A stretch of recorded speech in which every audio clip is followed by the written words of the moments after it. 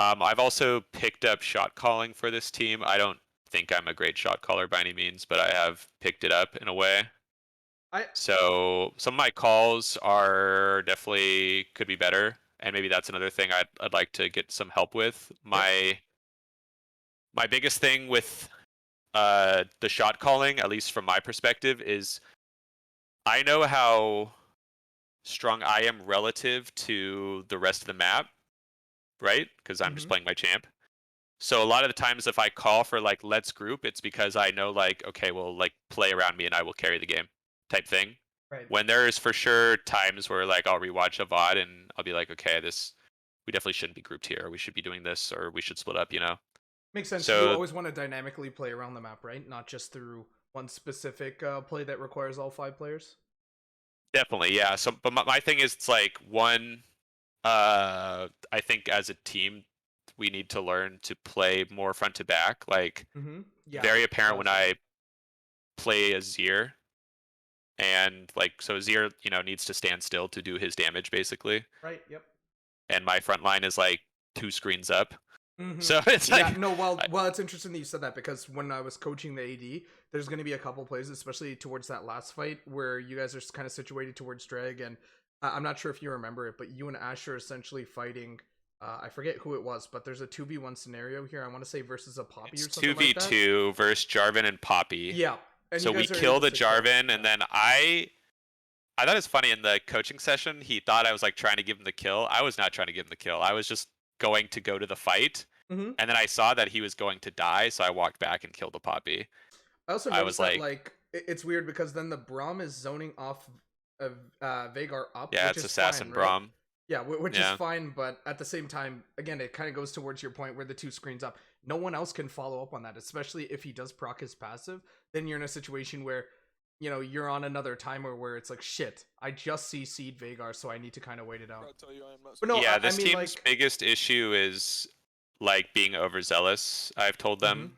Like, I'm kind of an inter, so what if I'm the one who's telling you to like back off, hmm then I know we're being way too far up because I get a little bloodlust, but yeah, it's just a lot of times. right on. Um, I call for all the invades. These are just invades I know to work in fives. This Yep. is not how I wanted to do this, but it just worked out because she face checked us. But Well, I mean, it works, right? I think that blind you guys didn't even notice, but you guys actually did knock her up here. This is really, really good here. Onto this play, especially since you already know she has no flash. If you're going cost efficient, don't be afraid to be vocal and say, "Give me this," because then that means you can come back to the lane with an amplifying tome. Obviously, you don't want to be building into. Actually, you could also go the mana crystal as well if you are going to go Ludens. I'm not too familiar with the build, so you'll have to forgive me on itemization early. But I went Leandri's Ludens, this game because they were fairly Landry's, tanky, okay. I think. Yep. But yeah, I think these guys most of the time try to give me the kill. I always tell them I was like the like hierarchy is like if you have an AP champ mid, Right. that's usually who should get it because they can either get Dark Seal or Doran's Ring, which is really Yep. strong. Yep.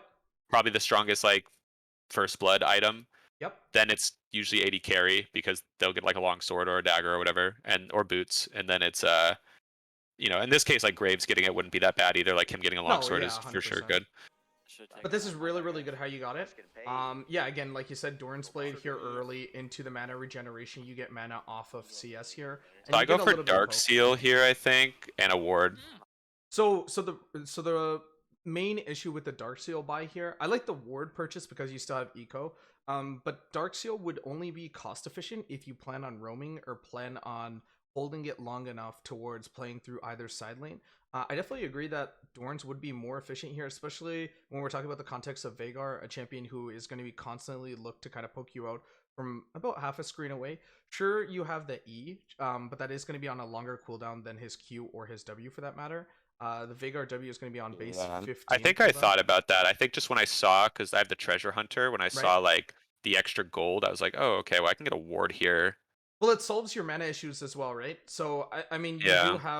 you have corrupting pot and time warp tonics, so you get a lot of value out of that. But in terms of Doran's Blade, just gives you 80 extra HP as well. Or sorry, Doran's Ring would give you that 80 HP just to kind of be a little bit of a basis, and I you think can I apply also more damage. considered going the mana crystal Yep. with a ward. Yep. and then just Either accelerating works. my first buy. That might have been better. Well, just anything to give I you just love mana Dark back, right? Seal. I just love Dark Seal. Like this item, I think it's too good. Are you a Katarina player by any chance? I That's was why, yeah. last season. Yeah, I played mostly Cat. See, it's funny because Oh, like, and Sylas too, yeah, right? that's why. Yeah, I mean, Yeah, yeah. Sylas, Katarina, sometimes even that tricky TF pick, but Well, those the three other coach, champions. Kai, he always is like, he's like, you buy Dark Seal every single game. Yeah. And he's like, and normally I'm like, and he's like, and you get Medjai's a lot. Normally I'm like, he's like, I don't know how cool I am with that because I feel like people just play so scared. It's like you just don't play scared. I'm like, nah, dude, that's just my investment. I'm Well, just you not gonna can't be a bitch. you can't play scared if you go Dark Seal because when you're playing scared, that means that you're playing turtle in your own lane. And if you're playing in a weak state where you're constantly getting shoved in, as I'm sure you might get shoved in here due to Veigar just leading the way faster than you, but you won't be able to roam. Like you can't just crash hard waves and then look for cheeky top ganks off Yeah, tempo yeah. or things like that. I think Like you he have to is play like aggro. referring, yeah, to like getting stacks and being afraid of losing them. But I just told him I'm not afraid of losing stacks. Like I just think Medjai is this really good item because you have, like, if you can buy it with the stacks, like obviously you get a lot of AP, but then the mythic passive is super strong. So I get a pink here, but he clears it, which is cool. Like I would have been able to, Good I would have awareness. died to You level called it 2 out as gank. well. Yeah, great Yeah. awareness. I really like that. I mean, if you don't have that pink, then you're shit out of luck, right? So I guess the Dark Seal was very, very efficient for you. Yeah, the only thing after the game I was saying, okay, I could have got mana crystal as well, but maybe it's better just to have. Okay. Even if you don't have that picks awarded, by the way, and let's say Ornn did not cover the Raptors for you, just always be aware of the level 2. We're kind of moving towards a level 2 oriented jungle meta, so we will be seeing the Gragas come back. We will be seeing, the Zac popping in, Jarvan already. Jarvan's in a weird state. I'm not a big fan of the Jarvan, but it is blindable. So if you do see some of these champions that are really, really gank prone, especially even assassins or mages for that matter, like Karthus, they try to blow everything mid just to kind of get something out. So just be aware and just kind of play back, especially if you don't think that you will be able to kind of defend against like a risky level 2. Because Veigar could just blow his lead here and just kind of go that E second. It obviously would be super fucking int, but at the same time, it kind of guarantees you that you'd at least have to blow some or lose a huge chunk of HP in like a trade versus Jarvan and Veigar. Yeah, no, I Great agree. here. I love this, by the way. Because you were zoned off from Veigar, there is no way, cost effectively, that he's going to walk close enough for you to actually catch him in your W. I love this second ability on E. Yeah, I only would ever level W early if they have if I have like a ganking jungler potentially. Yep. We're looking for a play, but I think this matchup, like, I'm very comfortable just playing Viktor and scaling. Yep. Also, I just knew they were gonna focus mid very hard with Veigar, Jarvan, so I was like, okay, I'm just gonna play like a pussy and just get my farm when I can. Don't be afraid to go just level 2 into general control mages either. So Syndra, something that can easily kind of set up the wave, or set up the lane rather. Because again, unless you're just using that W just as a zoning tool, and again, unless you also have guaranteed CC, chances are you're not going to get reliably the other mid laner to stand on top of that W long enough for it to actually stun. Oh yeah, yeah. I would say I leveled E 2 points E at 3 like 90% of the time. Yep, that's good. This is a great roam as well. Shoving in mid wave so that you can move down. This is really, really efficient here. I would personally just probably hard shove even deeper because Jarvan is going to get zoned off by Graves, but now you're coming into a state where the wave is kind of on this type of line here. So when we're talking about mid lane, we like to draw lines, not obviously on the map or anything like that, but past these pillars. But for this pillar is essentially where he can hold the wave effectively, even beyond the general tower range. And so now because of the wave state is here and because you know that Jarvan is a super gank heavy jungler, it's really, really dangerous for you because Veigar has complete setup here. And you're kind of within the bounds of his E, so he probably goes for a setup here. Let's just see how this plays. Oh, yeah, I mean, I see him on my board, so I'm okay. Running wide. Do you get help here to crash this? I think he says he'll hover, and I tell him, like, yeah. Veigar fucks the waves, so I'm pretty sure I'm okay. Yeah, I'm okay. I know the entered waves late. here. I don't have any. Yeah, I don't have Flash, so anything to fear. Yeah, you guys are great. I'm here. My support's here now, Oh, but they got this. so the other thing, this support I think is like pretty into coming mid a lot, and one thing I think he needs to be taught or work on is just knowing when to roam. Yeah. I don't know myself that well, but I do know there are times where like blatantly I'll look down and be like, okay, this is for sure not a good roam because you're throwing the AD out. You blocked my dad. But I also think that they've just lost a lot of confidence in the AD carry because of just what's been happening in the games in terms of like the damage being done. I will say, like, I don't know if you watched I think you guys watched all three, but the Xayah game with the Malphite mid, which is like hilariously shit draft, by the way, but I can touch on that later. But that was the best game he's ever played since I've joined the team, by far. Okay. That was the best game. And I told him that after too, but that's like kind of I think what they want, what they expect more. So the way I've analyzed the support, at least from these VODs, looking at it from that AD coaching session, was that he loves to roam mid, especially towards tempo.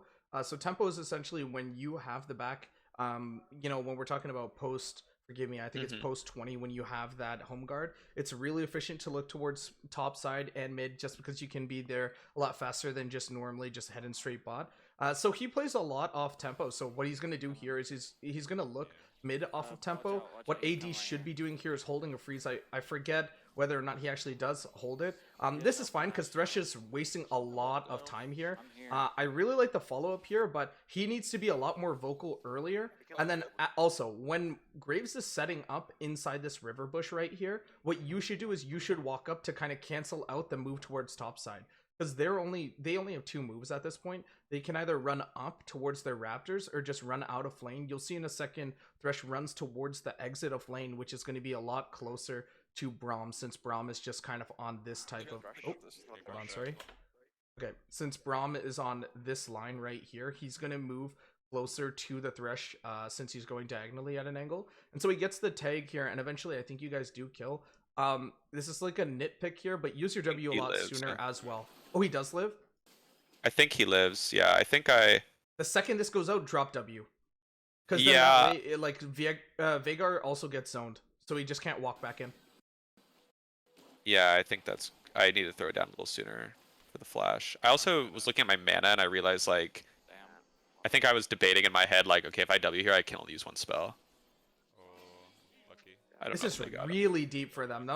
So I think this actually is net negative for you, because what ends up happening is that support just got off of tempo. He just backed bot. And I get, again, you're trying to analyze what you're doing, but this is kind of like, maybe you can pass this on to him as well. Yeah, that's fine. But he's coming from Fountain to your lane. He's already on normal back. Thresh is going to back sooner than him. He gets his 3 stacks here, but now this is really negative towards bot side, because bot now has this wave, and you can't share the cannon gold with Braum.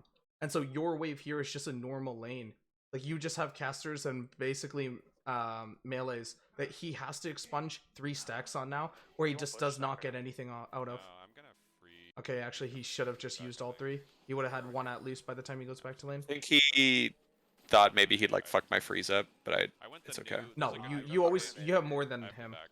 Yeah, I know I was fine. I think that's what his thought process was, if I had to guess. But the other thing. Nice. Oh, for draft this game. Yeah. So one thing I noticed in the last VOD is, so we first picked AD basically every game. The reason we did that is because their AD carry was like a Xayah Ashe 2-trick basically. And he was like a Xayah like main, but he just was spamming Ashe.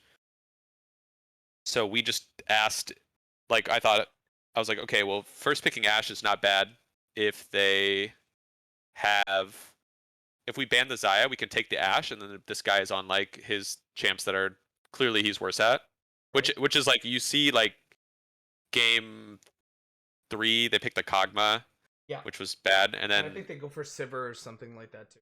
Yeah, they go for Sivir this game, which is like technically it neutralizes Ashe, but like it doesn't matter, Right. I think.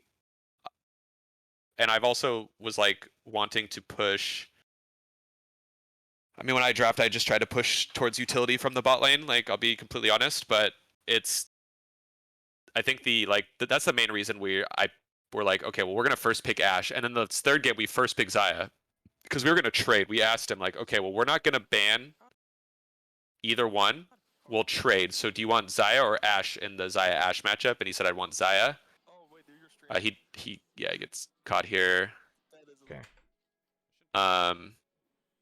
And he said he wants Xayah, but then they ended up banning the Ashe actually, so Yeah. it worked out. But No, that's fine. Also, it kind of has to do with that confidence thing where you don't think that he can carry from ahead. So, I mean, whether we like it or not, we tend to kind of subconsciously draft blind for players that we already know are gonna kind of play under tower. yeah, and I don't want it to be like a elo shame thing. It's No, just you're not. I Yeah. can press graphs at the end of the game and look at the damage. Yep. Also, I really think like not even just this isn't me just like saying this to say it. Like I actually think he does a great job with his hawk shots, and his like cross map arrows are really really good actually. He hits a ton of cross maps. Mm-hmm. And so for me personally, I'm like You want Um, global ults out of him?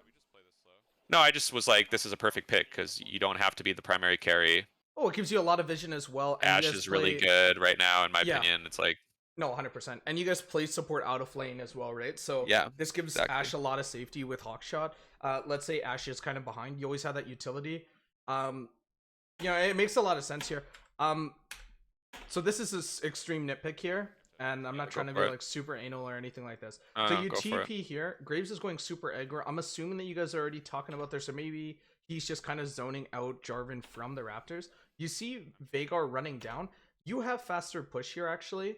And so in the event that Graves is actually going to back up, which he normally should, since you already have noticed that Veigar's coming down and he probably already saw it, they're going to chase him. Because at this point, they have no vision of you coming into the tower range. So you're coming off of a TP, they have no vision of that. And so what you can do to kind of cover the Graves is instead of walking towards this line right here, what you should be doing is you should kind of roam around towards the Raptors and hover that pixel by Raptors. And so even for Braum, I'm not even sure if you or Braum talked about this or not, but since Braum is going to naturally approach that brush first as well on that same angle, it's really, really efficient for you just to stack with him. Because in the event that Graves dies, which he does, at least you can keep following it up.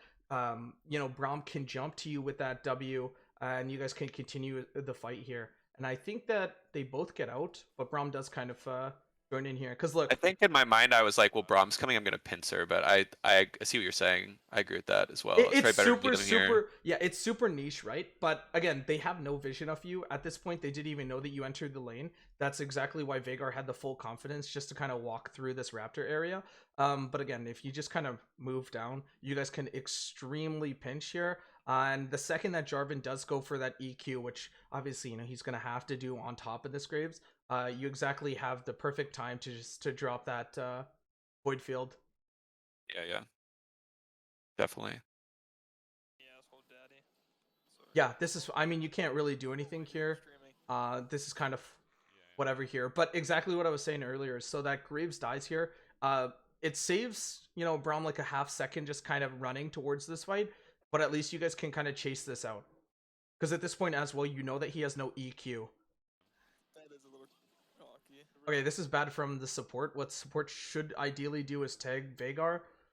Since Veigar is going to be the damage dealer, even if you get knocked up by EQ, Veigar will have cage. He just used it, but he's still coming off of cooldown with it.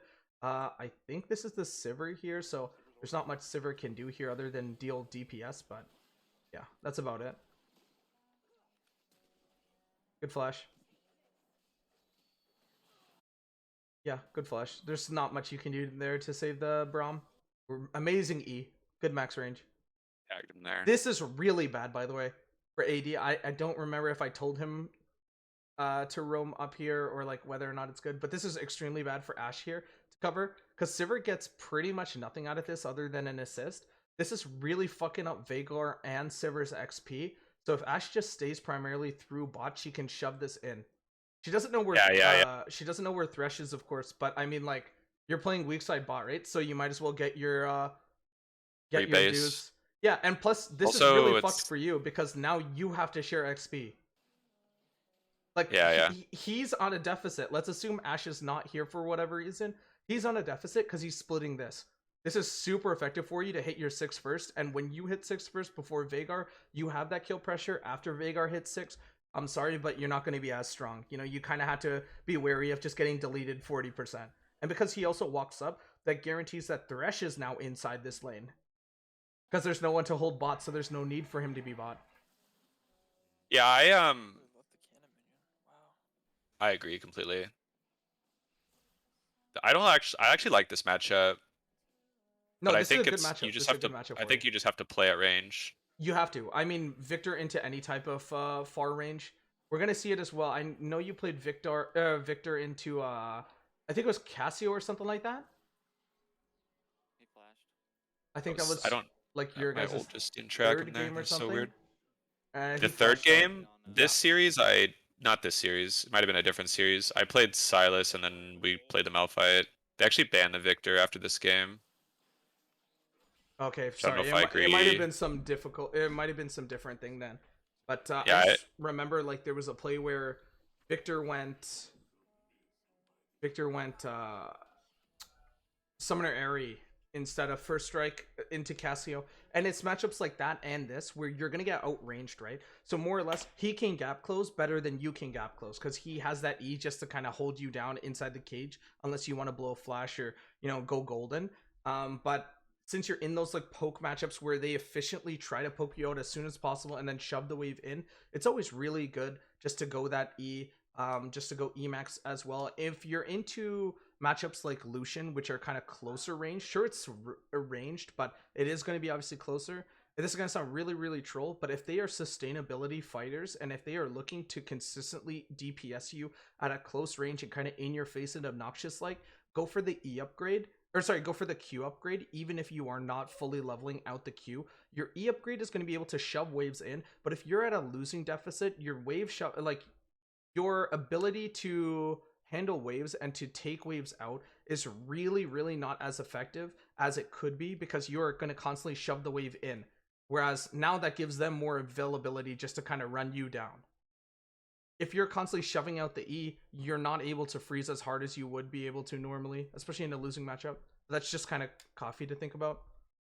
yeah.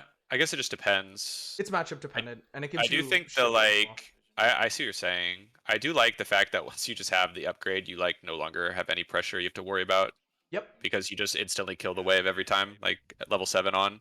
Yep. I mean, And I this lucked is out this game. I got a level 6 upgrade, or I got a 6-minute E upgrade. Like the lane is over. Like he can't contest the wave anymore. Yeah, he can't control the wave, but at the same time, you're kind of perma push, which is like a double-edged sword, more or less. On For sure. tempo here, what you can do is you can just kind of crash this minion wave here. What you also could do is, since Ornn is kind of set up in a situation where Poppy, regardless, is going to use her W to cancel out the Ornn ult this matchup, or even just kind of hit him away with the hammer, you could play towards topside.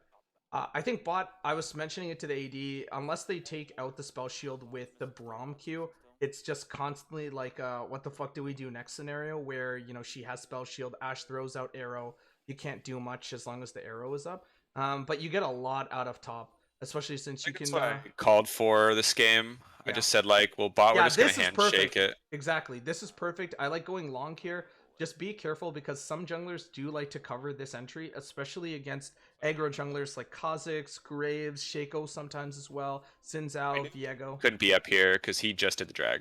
So I think Oh that's yeah, why I you're walked right. Sorry. Yeah, this you're way. right. I'm like, okay, I can just walk this way, completely safe. It cancels it. Yeah, this is good. Go long here. Yeah, perfect. Yeah, I'm like, okay, whatever. I think I just say fuck it, she's out. Like, I'm not gonna chase her. Yeah, that's over. I did tell top, I think, to get XP. Should always follow. You can still get XP if they Yep. die. Yep, if they're close enough. It's like a solo kill worth of XP. It's so good. What you can do is you can literally just hold this. Yeah. Yeah, it just cleared, I think. I see Veigar going. I think In my mind, I'm like, oh, I'm gonna shove this in, call him off top.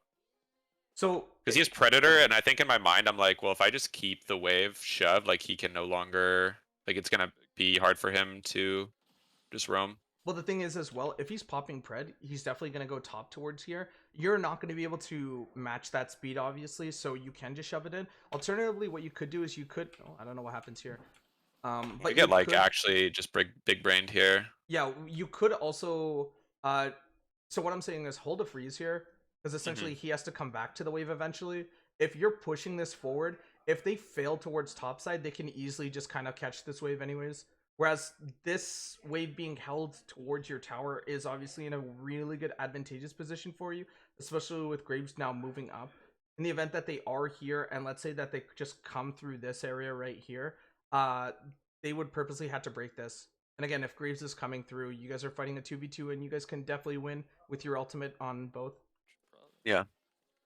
I get like pretty big brained here. 'Cause I shove the wave in. I missed the cannon, but I shove the wave in, and I'm like, and the call is they're on Herald, and I'm like, are they on Herald? And Veigar backs off, and then I'm like, okay, I'm just gonna walk up and like E the pit really quick to get vision. He's not, so I'm like, okay. And then I see Veigar like running towards me, and I'm like, okay, where the fuck's Jarvan?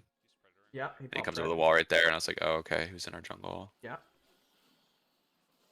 Yeah. Okay. So I just get kind of outplayed there, unfortunately. I think it's very Well dangerous. played. It's very dangerous also to go for this because Poppy actually has push. Yeah, I mean, in hindsight, like even if Jarvan is soloing it, he could just go on me. Yeah. So it's probably just better just to say fuck it and give it up. I mean, I think you're I say that shoving- like after the fact. Yeah, you're shoving in But- your aggro as is, so it's just really efficient just to kind of snowball your lead out more. Because this is the second wave now that you're giving over to Graves. Yeah. And like at this point, you could probably be at like 95, 96 CS per minute. Or sorry, CS in the game. For sure. For sure. And like Poppy has faster rotation. She's always going to be faster than Ornn in that situation since she's just going to pop the W and just look for you. Like you have nothing in terms of mobility that she's going to cancel out. So she naturally will just press W for movement speed instead. This is good. No vision on Veigar. Fine. I think I call for if they dive, I'll TP. Yeah. Close enough. Late. Walk back. Yeah. Yeah, this is great. Sitting by your tower TPing. This is really, really good. No chance. I told of him I'm waiting for cancellation. them to commit. He was like, go now. I'm like, Yeah. no, wait for them to do something. Okay. You have to wait for them. Yeah. You can't go early, especially if they're not tanking, because it makes no sense. Because then they get free out. This is good. This is good. You should have just warded that bush just in case he does go back. Yeah, that was kind of troll from Ornn for walking up. I think he says that. He's like, oh, I fucked up. Yeah. I should have warded this for sure. You just ward just in case he does go kind of behind. You get Veigar TP, so you trade TP for TP here. You should be out though, right? Braum should not be here. Yeah, I don't. I think this is super force. Yeah. Because, like, you guys get Veigar TP, you use your own TP, so when we're talking about sums in the mid lane, if you can use it beneficially to your advantage, it's always a positive. If you can use it to go even, so neutral, it's extremely positive because now you and Veigar essentially have same TP timers, so you don't really need to worry about timing it. I've also noticed in terms of your guys' team comm / like coordination, it doesn't really seem like you guys like will time things. I don't think that the support times usually. Forgive me if I'm wrong. Ping them. I kind of have been like timing shit out, but it could be. It's a great poke. It needs to be better. Yeah, I'm Yeah, fucked you here, just though, leave I at this think. position. Oh, I agree with this. I thought I could get a laser off. I should just run away. Yeah. Veigar gets the. He dies, but He didn't even need to flash because I think Braum flashes to auto or something. He's dead to ignite. Like you just ignite there. Yeah, he is ignited, but that's just that's just him. Yeah, I mean, Braum really forced this, so you go 1 for 1, but like Yeah, Braum is very the support is very aggressive, like to a fault, I would say. So, Yeah. but he's working on it. I do think that he Oh, she's not going tank. What the hell? he does find very good angles though, and I will say I guess I can't complain if he's like constantly playing around my lane, but it's like I definitely it's very opposites in the bot lane because the AD carry is wants to just chill and farm, and the support wants to fight. You get blue here? Guys, Oh, this is so bad. You should get blue here because you're mana hungry. You're trying to focus and I think I constant do crash get the waves. blue. No, I think Jarvan took the blue. That's Oh, why. did he? Okay, yeah, that's fine. Yeah, because he I think he calls me. I start walking back. I'm like, oh, I'll get the blue here. I'm just saying fight. I'm like, just fight, fight, fight, fight, fight. This is fine. Ornn has ult.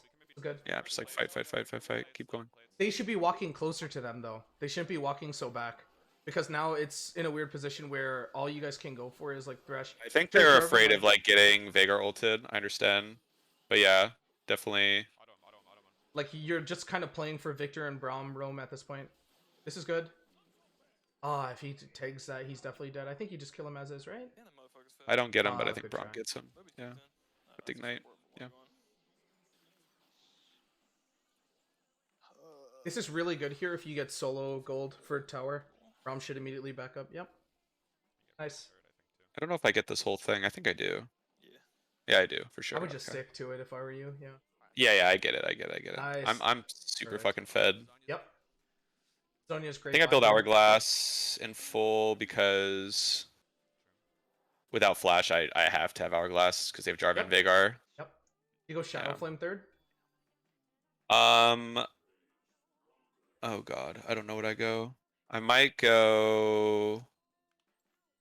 Looks like I'm hovering it. I don't know. I'm looking at their items right now. I don't know exactly what I build. I think if you go Shadow Flame and then kind of even if you don't want to go full out Morello's fourth, Oblivion is still really efficient here because Poppy has Divine Sunder, Jarvan has that Gore Drinker, and then Sivir will naturally just kind of heal off of. I think she's gonna go Eclipse this game or maybe even Immortal Shilbo. We'll go Dustblade, I think. It's Oh, usually what she's they going go, that right? ARAM build. Yep. The poke build or whatever. This is fine. Okay. It's a bad situation if you TP in. You're gonna Yeah, die with them. I say that. I'm just like, I can't TP, sorry. Yeah, and then Veigar's also losing a lot at this. He gets an assist, but you just hard shove. Did you see him on the pink? Veigar? Yeah. Yeah, I told them he's coming down. I'm just like, you guys are all dead. I think that's another reason why I don't TP. I'm like, Veigar is coming down. Like, there's nothing I can do. okay. I don't think I see him on the pink. I just tell them, like, he's Yeah. for I was sure just about to walking say, down. if you do see him on that pink, I would just aggressively push the mid lane, even if you don't have a wave, because your E is just gonna naturally just destroy it, and then your wave has a clear lane access just towards that tower, and he loses out on a cannon wave. I think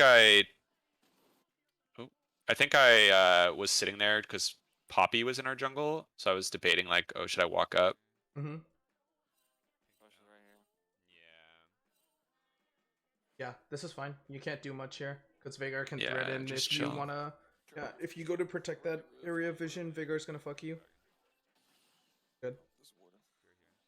You could ask for Ornn here to enter because Ornn has Ornn ult. Okay, yeah, nice. Yeah, he does. Beautiful flash. Oh yeah. That's a great flash, and you get a double Thank here. you. Nice. Yeah. You guys should deviate, have two people go Herald here, and then have two people go drag. Jungle AD. So and here's support here's teams go my drag. thing. Like, that's correct, but when I'm shot calling, like, I just don't know if this team Well, can do respect that it? right now. What do you mean? You know? Like Like, I don't confidence? think, like, I don't know if I have the confidence to, like, I feel like I am erring on the side of caution where I'm like, let's just, like, That's our drag. this is the objective, let's get it, like, secure it, right? Like, yeah, Yep. we could split the team off, but part of me in my mind is like, if I'm not there or if we're not, like, playing as a unit, Yep. will, like, something get fucked up, you know? Because if it's like, say it's just like me and Graves here or something, and then they 3-mana us, it's like, okay, well, can I trust the other side of the map to do what needs to be done? I see what you mean.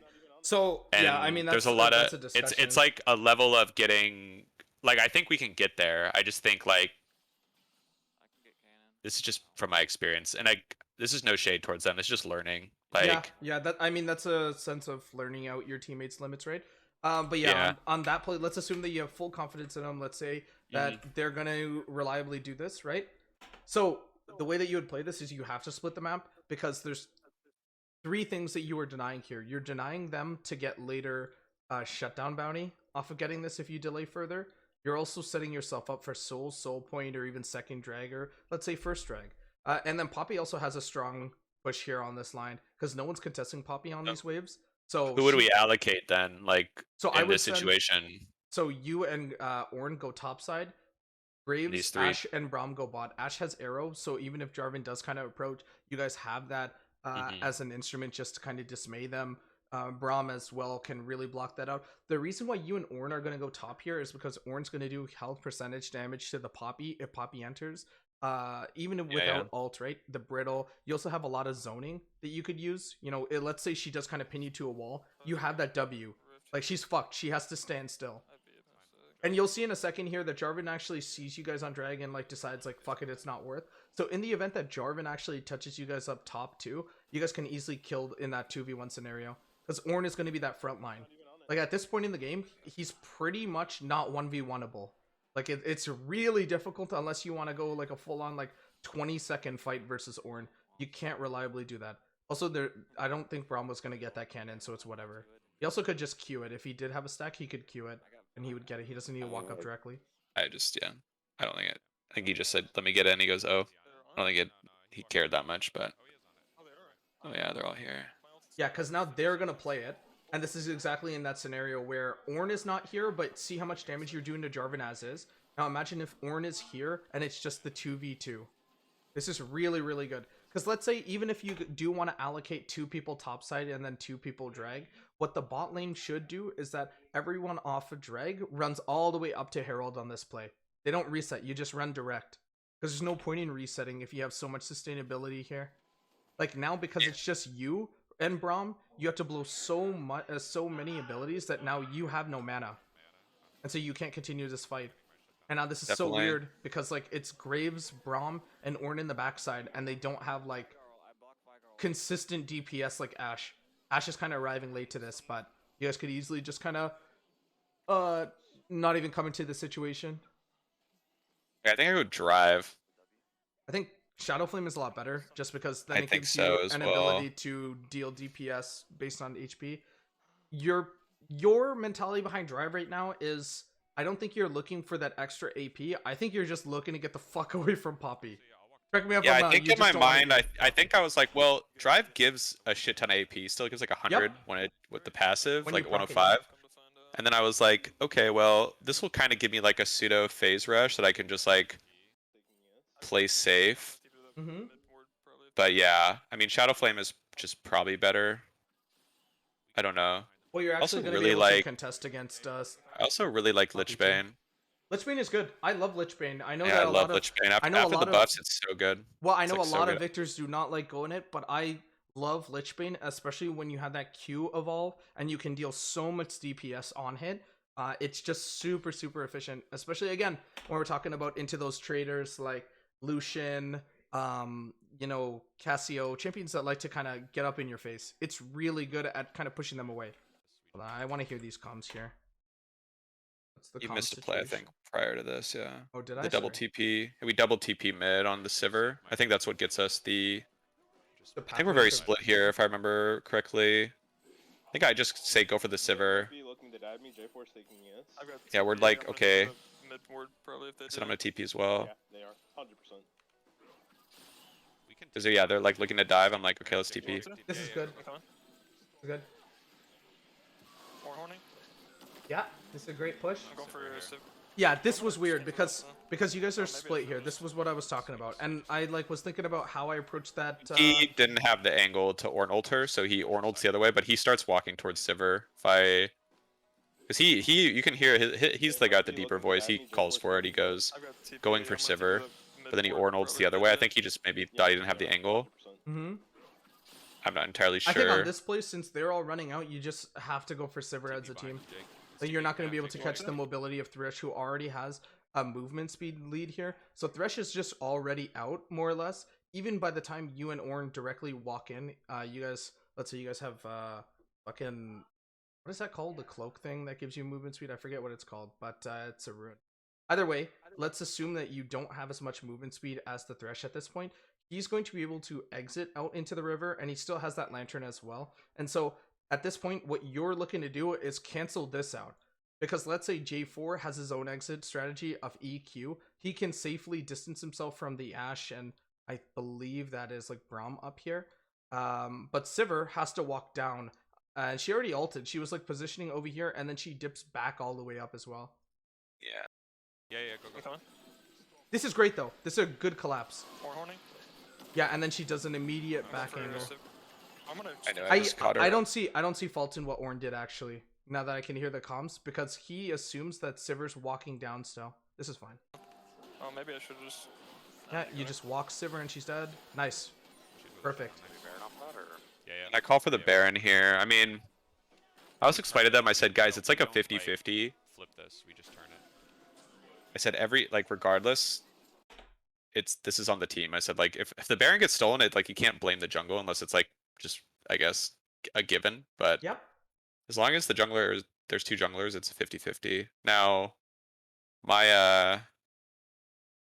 yeah, you can hear the comms maybe, and you can tell me maybe what I could have done differently this game or this sequence. I'm just gonna nitpick here. For the Spires Bloom, by the way, you don't want to directly show towards them because they're still in the waves. They're gonna get vision at this point. And let's say they have this pixel warded up here by their raptors, they will have full vision that you just used that, and they're gonna quickly assume that you're there. Again, it's like super like hindsight to know whether or not off of this they realize. Oh, sorry, my Amazon Echo went off. Either way, I don't know if this is what kind of gave them that notion that you guys are on it, or just all of you guys missing off of the map. But you should always just kind of point it directly to the Baron, even if you do have a pink, or just point it towards your jungle. That way it's a lot safer. Because now directly off of that, they just start roaming, and they start moving. Yeah. The hawk shot is fine. This is fine. Yeah, I assume they know. I would just get off of this. He's gonna look for a steal, maybe. I would get off, or look for them to force, and then you turn. Just play slow. You don't play to destroy. Oh, I remember this play. Okay. I would never play to just so kind of burst this down, because now you're being in a 50-50 position. If you can slowly take this, that means that J4 has to enter here. They have no vision control, and so he has to kind of go for a blind steal. At the same time, like, Veigar should not be allowed to do this. If you want to go for Veigar here, you guys should immediately kind of turn and look to kind of trap him down. There's going to be a situation here in a second, if I remember correctly, where he gets a little way too close here, that at that point you just throw down the W, and you can immediately zone. Yeah, just okay. We just gotta fight. We just gotta fight. Oh, it's not here. Yeah. Okay. Hold on, it might have been a little back. Steal, maybe. I probably should have thrown my W over the wall, I think. Yeah. When Veigar walks up. Wait, not even Veigar, but just right here. By the time you get the poke off on Jarvan, right there. Right there. Because he has such a long period of time where he's staying still, right? And so let's assume that your team somehow is able to burst it through all of that. You still have a huge chunk of time there that J4 is not inside this fight. Or even right here, for that matter. If you just walk forward a little bit, you or just walk down rather, and then walk around, you can just zone Veigar. When you're using Viktor W, you're not just looking for it to be directly on them, you're looking for them to just kind of have to walk all the way around. And so when Veigar makes this approach here, there's nothing to stop him from walking up and caging in a second. If you throw out your W a lot earlier, then he has to make the notion of going down and around it, because he can't consistently look for entry if he has a giant fucking circle that he has to avoid. Yeah, makes sense. Same thing with Poppy. You can use the void. Yeah, they also have Poppy. This is just scuffed as fuck. Yeah, this is really bad because they're pinching you on both sides. Again, the second that they approach, just get off it. There's no point in flipping the game. I like to just say, like, burger flipping. But that's exactly what you're doing. This is fine, though. Just not a good call. I mean, it is a good call, but to continue, it is not. Don't lose confidence, because that is 100% what you do in that situation after you kill Sivir. You just go for Baron. And this is I go for that every time, for sure. Yeah, and I totally agree here that this was really troll to go for midwave, since they literally are on vision on that pink, and you guys know that they're exiting towards the top side here, and so they have a faster roam towards mid than the team. It's a hindsight thing. It is a hindsight thing. Yeah, you called it correctly in comms. Yeah. Yeah, but that was troll from AD. That's like a death that did not need to happen. Last item, I think, Shadow Flame. No, I go Void, I think. Okay, you're just trying to delete them faster. Yeah, I just felt like they're gonna start itemizing. I say this is a great fight. I just like fight, just force. And Happens. We can fight them here.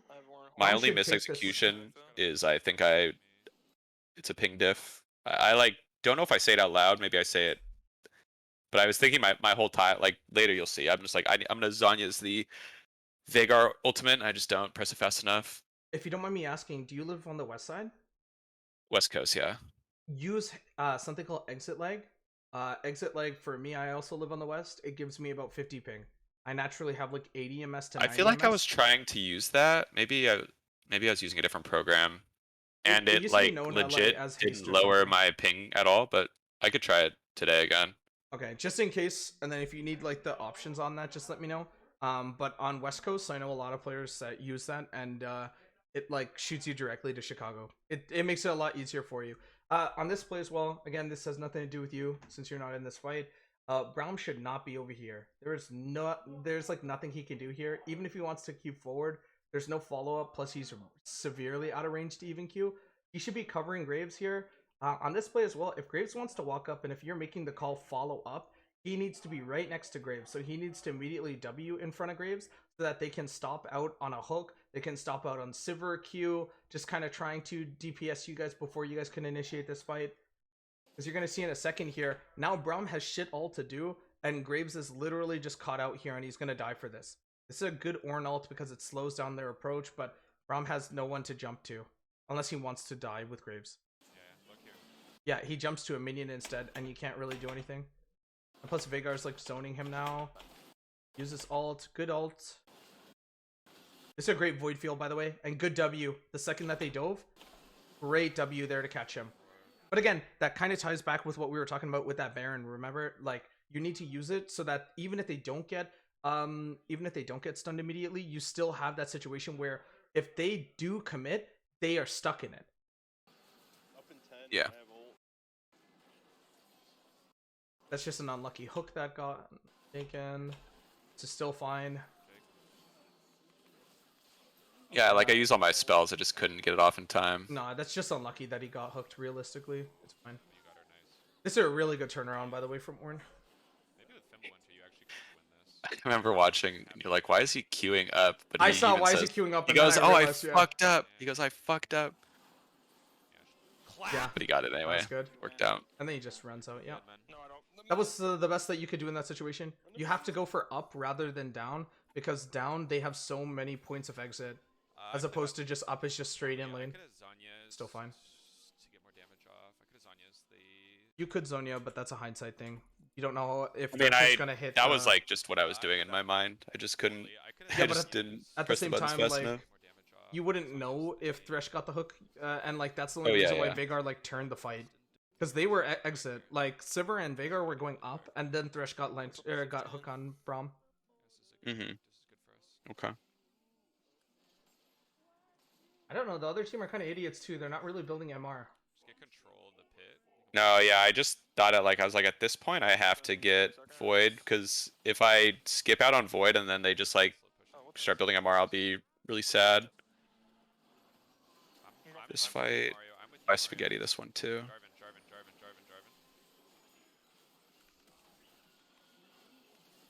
Ult doesn't track her, which sucks. I missed my E on her.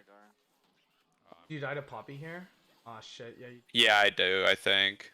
I think it would be a lot better for you just to kind of play with team here, because Sivir's all the way out. She already popped the ult. She's ready just to kind of move on with this.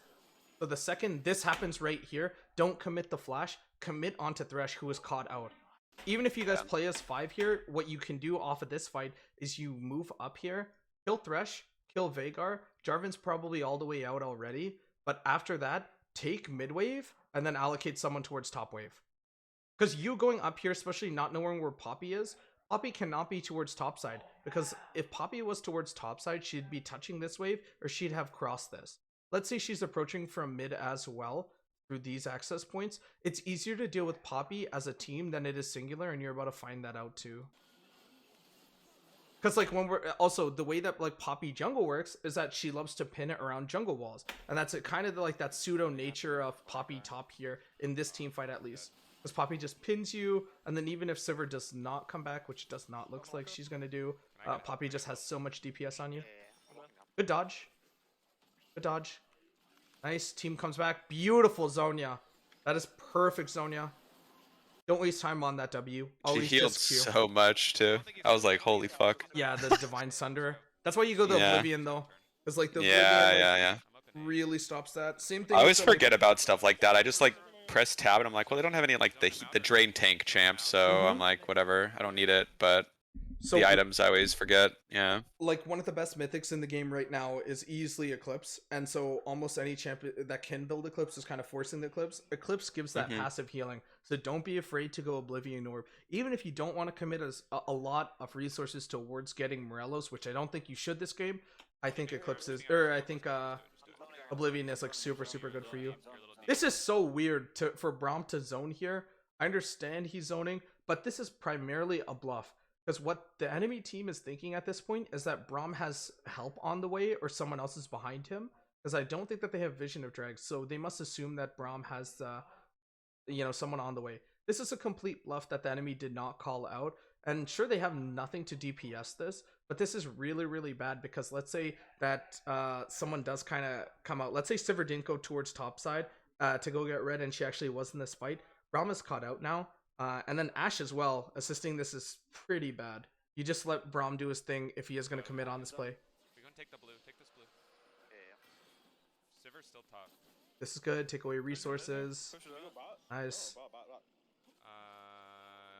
we can go bot. I think that's correct. Yeah, bot is good. Bot and mid. Someone should be mid. You guys work as 5 for some reason. Because now you're sharing CS, or you're in a battle with CS with AD and top. And like there's a mid wave that I think we don't have TPs up, so that's why in my mind I'm like, well, Ornn was there. Like I he could have said- just ran. Like Ornn is right yeah, here. yeah. Like he just runs to this, but I think because you said, "Oh, we take bot," I think he moves, or not you, but whoever said take bot, he moves down. And like also, I think that he saw this wave got trimmed by like the huge allied wave, and so he's like, "Fuck it, it's not worth 3 minions." Like the back wave. I think that's correct. Yeah. Because like even if Ornn does come down here, or Ashe for that matter, you are gonna be dealing with the waves, and like this is just like there's no reason for them to roam unless you guys want to have a strong push. Right here. You need a zone Veigar, I think. Okay, it seems like you guys are gonna have a strong push. Okay. Mid. That's what I'm trying to do every foot. Yeah, we just reset. And Yeah, Ornn is like ping pong though. Careful of getting. After this, you just hard reset, answer mid. Alright, I'm resetting too. Nice.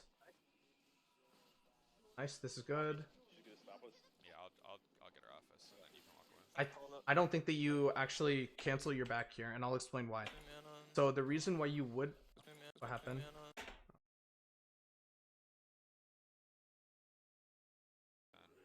So the reason why you don't cancel back in this situation is even though Poppy isn't threat of canceling your back, you'd rather her come close to you and approach you, especially since Ashe has arrow. And you also can cut the distance with your ult and your W. So you actually go out of your own comfort to now walk into her range, whereas she has to walk physically into yours. There's no other way of stopping you unless she walks forward, either to use her passive coin auto or just stop you with, an E push. Yeah, I'll get her off us, so then you can walk away. Because Ashe has arrow here. Yeah. And I think you just make it too, because she's not going to threaten 2v1, especially with Ashe on arrow. I did too. But this is fine, whatever. Reset Krugs here. You always want to get neutral amps, especially when your jungler is towards like another side of the map to help reset jungle. This is good. Synergize as well with Thimble. Gives me mana. Which stuff is perfectly fine here, by the way, as well. Since you're going to DPS the living shit out of them with ult. Pop ult immediately. You're fine. The second he just ults, just pop ult. It'll burn through him really fast. I'm like right behind you. Fine. This is still fine. This is still fine. Nice. Beautiful W. You guys chase this. Not the TB. Okay. Back out now. Just back off. Just back off. Just back off. Yeah, good call. You have good shot calling. He's in 25. Let me reset. Baron's also up in 30 and 40. Let me reset. This is really good shot calling. Always be on an objective side with a minute up. So you can... Next time, control vision. You don't want to be the last one to the party. Okay, I'm gonna walk top. Are you gonna sell your Darksteel here? Vision. 'Cause there's no point in I Magi. sell it If you want to take the mid when I wave. build my last item. Yeah, I think was when I can afford a Yeah, I'm always whatever explaining, I can needlessly or some do shit. I that. sell it. Yeah, that's so fun. Good. I got a pink ward to just place. I can, yeah. Oda, if you see an ult on I did have a point though for later into the game with where you go Grief, and I try go to for the kill. Poppy. Well, it's not Yeah, grief, yeah. but the Poppy. There is a play there that I'll just. Okay. I'm sure you probably heard it in the Oda thing, but it's I just, don't know if I remember, but I just after that I was like, that was not correct. Because in my mind I'm like, I think it's okay, this. I think this is the Yeah. play because they go yeah, I'm mid. like, why is she up here solo? Because we saw 2 mid. I was like, there's no way. Well, maybe it's actually not this. It is this play, I think. I can't hear any comms because I think Twitch muted it because of song, but it's fine. Yeah. I think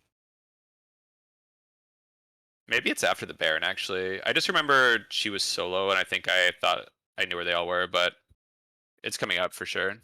So if Ornn has TP on this situation, by the way, you should tell him, or he should be aware that he should just be pushing opposite side of the map, especially since like there's no point in Ornn grouping here. He's taken away from XP, he's taken away from gold, from either you or Ashe, and you also could allocate someone. Or sorry, since he's bot or since he's top in that situation, that forces them to answer. So Poppy's answering her own wave, which means that you guys have to answer. But she has no strong pressure on any tower. But Ornn, on the other hand, has a full access to a wave. And so he has the stronger push here in this situation if he is to go bot. And he's also a little bit more tankier and sustainable than Poppy, only in the situation that he can actually kill Jarvan with his brittle. And like, if he is bot side here, you guys can easily go for a Baron. Poppy walks down here. Okay, this is fine. But this is what I mean, right? So look at this bot wave. This bot wave is crashing into their tier 2. They have no answer for it. They're all grouped towards the top side, so it's pretty much impossible for you guys to actually sneak in a Baron or just kind of force Baron here. This is fine. You don't want to contest CS with your AD/top. This is good. Happen.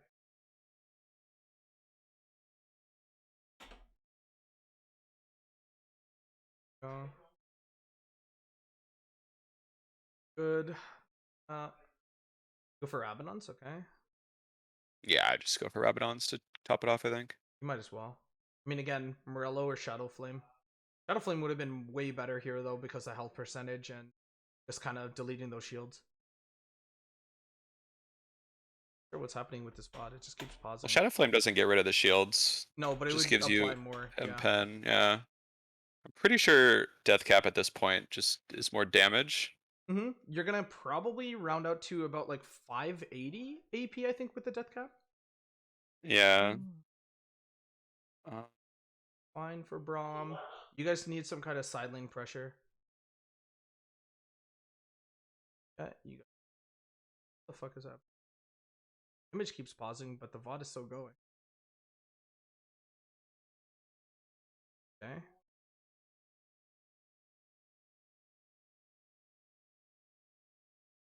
Gonna skip ahead. Oh, this is fine. Hell yeah.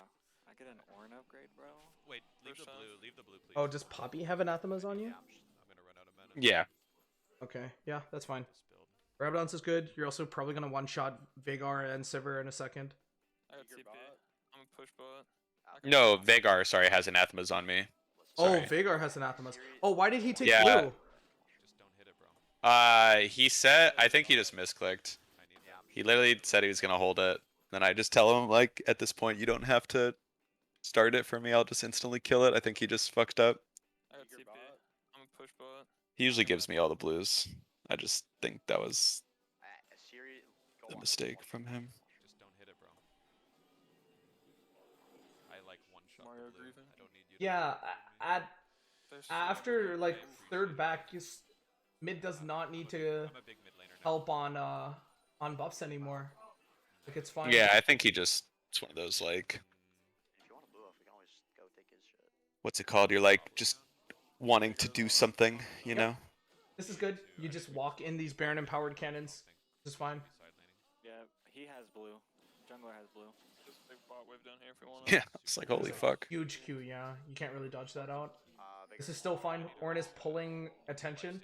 And this is what I was talking about earlier. Like, Ornn needs to pull attention a lot earlier. Oh, fine, they can't counter. Could maybe TP in. Yeah, I call for them to collapse. I'm like, I'm gonna TP collapse. Like I was like, This is good. Run. I think you could have TP'd a lot further into the fight. yeah. Because now they're running out. I think part of me was like, I don't want them to know I'm TPing. Yeah, go for a Thresh here. Oh, beautiful for Veigar. And now you also pop his GA. This is really good. Nice. We're ulted Pop out. his stud here. Shogun are gone. Nice. Yeah. Oh, okay. I mean, I'm too strong at this point. The game At this is point, like, at this point, send a couple mid. You have a mid wave Yeah. that's pushing. You can get 2 inhibs. yeah. Like there's just not really a point in everyone staying top here. Like you get 1 inhib, sure, but yeah, you can easily use. So when we're talking about neutral buffs as well, Elder and Baron, we want to maximize the potential, and so don't be afraid just to look around the map and see what else you can get with it, because it is on a timer, right? It's not going to last forever, so you might as well get your worth. You get inhib, which is good, but you also could walk it in and then potentially go from inhib and kind of standing around inhib, or maybe just letting Ashe hit this inhib, and then as a team, you guys just walk and hit this wave or hit this tower. It's just like, okay, we're out. No, back off. We're off sync. Yeah. Yeah, this is good. Play slow. We wait. Graves and Ashe are not there. You guys Good call. Need to back faster, or we need to communicate Or that. come up Yep, here. 100%. You should be timing your guys' backs together. The mid wave pushed in, and then we can go. Outer, we can do outer pretty quick, and then. These are just something I've picked up like playing in like the higher elo leagues. Mm-hmm. I'm just trying to like teach them. I'm just gonna walk Yeah, top. this is good. Like, Elders in 50. Elders in 50. I'm gonna push the top wave. 150. yeah, this is the poppy play. I have a little bit. If you're gonna go for this, you need teammates, because you don't really have that health percentage unless you have like the Landry's, and like it's close if you don't ult sooner. Yeah, this is good. Fine. After she flashes, just run away. I need help. Actually, no. I think you're doomed here anyway since you TP'd Yeah, earlier. I You're was just doomed. fucked. Yeah, Yeah, no, just you're fucked. fucked here. I'm dead. Good It's like Zonia you're to back by delay. Time. A Yeah. really good Zonia to delay. I don't think Ornn TP's here. I think Ornn actually TP's into their base, because he can potentially get something out of this. And you're delaying their backs here. Like the whole point of you going here is to delay. And like he gets ulted anyways. And like if you can get Ornn to TP into the base, at least then Ornn can reliably just call for the rest of the team just to kind of collapse, because then he's approaching this fight from this angle, which is way more deadlier than just side. Also, another thing, for Veigar, he actually used Predator top to get you, because like So you have the I icon. call that he has I think I say like careful of him predatoring, because at this point of the game, I think it could even be up. Like the cooldown is very low with the Ingenious Hunter. Mm-hmm. I could be wrong, but But the way I that they're also am fighting just this- trying to like, I think in my mind, regardless if it's up or not, trying to give them that sense of like he is coming, like be careful, you know, like Yeah. he's coming, be careful, don't die, I fucked up, don't die, and give them more. Mm-hmm. So the way Just- that it would work, even if he does have that Predator, so the way that I was kind of explaining it was, so these two are situated towards topside. Ornn's going to do an amazing play here in a second where he ults forward. They kind of pull the trigger here, I think, on the Braum. So their course of action is further away from the Veigar Poppy combo. So even if Poppy does TP in here, you know Veigar has no TP, so the only way that he would be able to enter is through Predator. That Predator on the Ingenious Hunter, I wish I could tell you exactly what the timer is. Just don't know it off the top of my head. But it is going to be like 90 to 60 seconds based on how much level you have. And so even if he does have that Predator popped, they had to run out through here, because they have no option of running directly up like on these facets, because Ornn is coming on that angle and Ornn has ult, and so they can see the direction of the Ornn ult coming in, and so they had to naturally run out of that range. And so they're actually going to be running towards the blue area, which I think that you guys can continuously chase, because there's no way in good faith that these two can approach that area. Again, Poppy probably can TP in, but Veigar definitely can't, because even if Veigar is on the way, like you guys just continue fighting this, and then they're gonna run up here in a second. Veigar's predatoring in. Play slow. Like this is good, Oh, and now they had to run both out. here. Yeah, and that's exactly what they do. So they're on the way out, and there's no way for the rest of the team to kind of pinch. Coming in even if they did start their backs early, they still would have to answer that bot wave or just immediately run long distance. And even with home guards, you're not going to be able to cut that distance. So you guys could have collapsed on at least Jarvan, or maybe just go for Sivir Thresh combo, because they even flashed in front of you as well. Yeah, I don't know if he has insight, but without insight, with insight, it's about a 25-second cooldown late game. Holy fuck! With the even more if you have the boots. I think he went for. I assume he went for pen boots, but Yep. he is pen. But if he has insight, then yeah, it's really slow.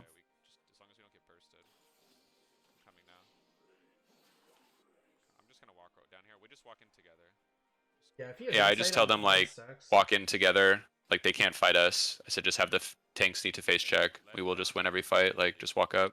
They can't fight us. Well, if he has insight and ingenious hunter, and let's say he has 5 secs, he's going at 60 haste, which is like really low, but not that low that he's going to be able to just insta use again. Just fine. Well, let's Yeah, it's see a what happens 25-second roughly. Okay. Let's see. Okay, so on this play, I didn't mean to sound like I was shitting on the Ornn, but I guess it kind of sounded like I did. So he should not be going for Veigar here. I'm assuming that he's going for Veigar and Poppy. He knocks up Poppy, but there's not really any points since she's right next to the entry anyways. He should actually walk forward and use the ult to zone these 3 off. So what he's doing is he's trying to hit, these 2 rather. He's trying to hit Thresh and Sivir out of this fight. Thresh still has entryway to kind of hook and kind of look forward here. Even if Braum does want to take him, that means that Sivir and Thresh are out of this fight. Yeah, there's not really any point in ulting Veigar inside the pit here, because that's a huge team fight ult that's just now not being used. This is so good. Not much you can do against this J4 jumping on you guys. Nice. And then just pop your ult immediately here and she's dead. I didn't want to use ult on her. You I want was to just like like she's. or? Well, there's still a fight going on. I was like, I don't need to waste my ult on her. I Great can call. just. It's a great Yeah. call. Yeah, Yeah, and you and just stopped it. I wasn't. I was just like, damn, he's gonna die. Like I was again. I don't know if he's like interpreting that like, give me the kill. I'm trying to give him the kill. I just was like, I'm gonna go help the team. But then Poppy passive is too strong, I guess. This is good. Yeah, and because It's you good I saved keep your my ult, you ult just here. delete his ass. Nice, perfect. Yeah, and that's game. You win that. Amazing back. Or sorry, amazing TP. I'm still fully. Yeah. Good stuff, good call. So am I. Braum hauled ass up here, damn. Yeah, this is good. Maybe draft. Looking smurf this one. So this game.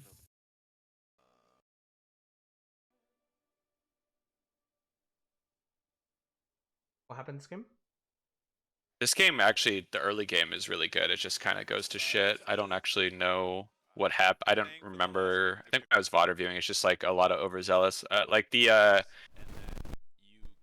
jungler is he just is like a go forward kind of player. Yep. It's just tempering your aggression. There's like a play mid that I know is like pretty bad, where I tell him.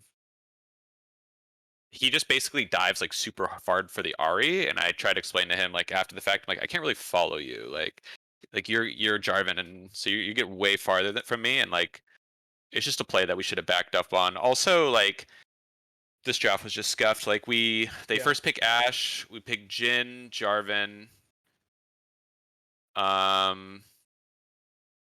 and then they pick. Oh no, I don't think we pick Jarvan here. I think we go. Jhin Karma, and our discussion was, well, one, I asked Oda, I'm like, what do you want to play into Ashe? Like, what's your pick? And I think someone suggested Jhin. He said, yeah, pick Jhin.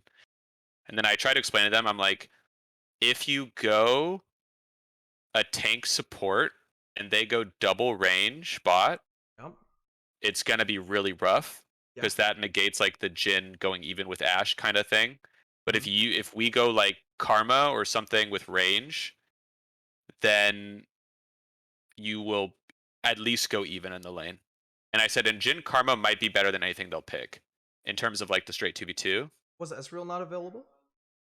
I think Ezreal was available. I actually have never seen him play Ezreal. I don't know if that's a champ he plays. Because if you do want to have that Karma pairing, especially since they kind of revealed the Ashe Senna or whatever, it's super beneficial. Ezreal can just E away from the Ashe. with the PTA build, he actually would outdamage Ashe in those early trades as well. Obviously, you know, that's kind of blind, not knowing whether or not they pick the Senna. But the Ashe Karma lane is, or sorry, the Ezreal Karma lane is really good. But he was saying that you guys like him on utility, so I mean, the Jhin is fine. I mean, that is something I gravitate towards, but I do like not pick his champs for him. I always ask him, or we ask him. I think the only thing I've like straight up vetoed was a Caitlyn pick.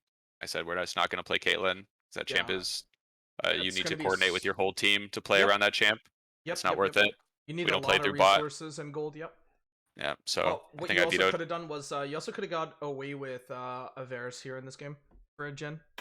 The Varus. Yeah, I don't into the mind Ashe. Varus either. I think Varus is quite good. And then I think we pick. They pick Udyr, Mm-hmm. Oh, and then they pick Jarvan, or we pick Jarvan maybe, and then Sylas is just like a comfort champ for me, and I was like, well, I have Ashe and Ahri ult, and I think the Sylas Ahri matchup is fine, so I said I'll just go Sylas, Right. because they banned Viktor, and I didn't really have any other like straight up mages I felt like I wanted to play, and then I guess I was muted for the second half of draft, and so he said give him Aatrox into the Darius, but he said that because I was like hovering it, but I was just like hovering random champs. And the way I didn't realize I was muted, so I was like talking, and the way like just the exchange went back and forth, I thought they could hear me. So he's like, "Give me Aatrox." I'm like, "Cool." And then when I realized I was muted, he's like, "Oh, I don't know how this matchup goes. I just thought you were picking it because you thought it was good." So He could have got turns away out with like Wukong or Trundle top. Like, I did hover Wukong. They banned Trundle, I think, the enemy team. oh no, I No, think we you guys banned the banned it. Trundle. We Yeah. banned the Trundle. Wukong would have Yeah, been good here though.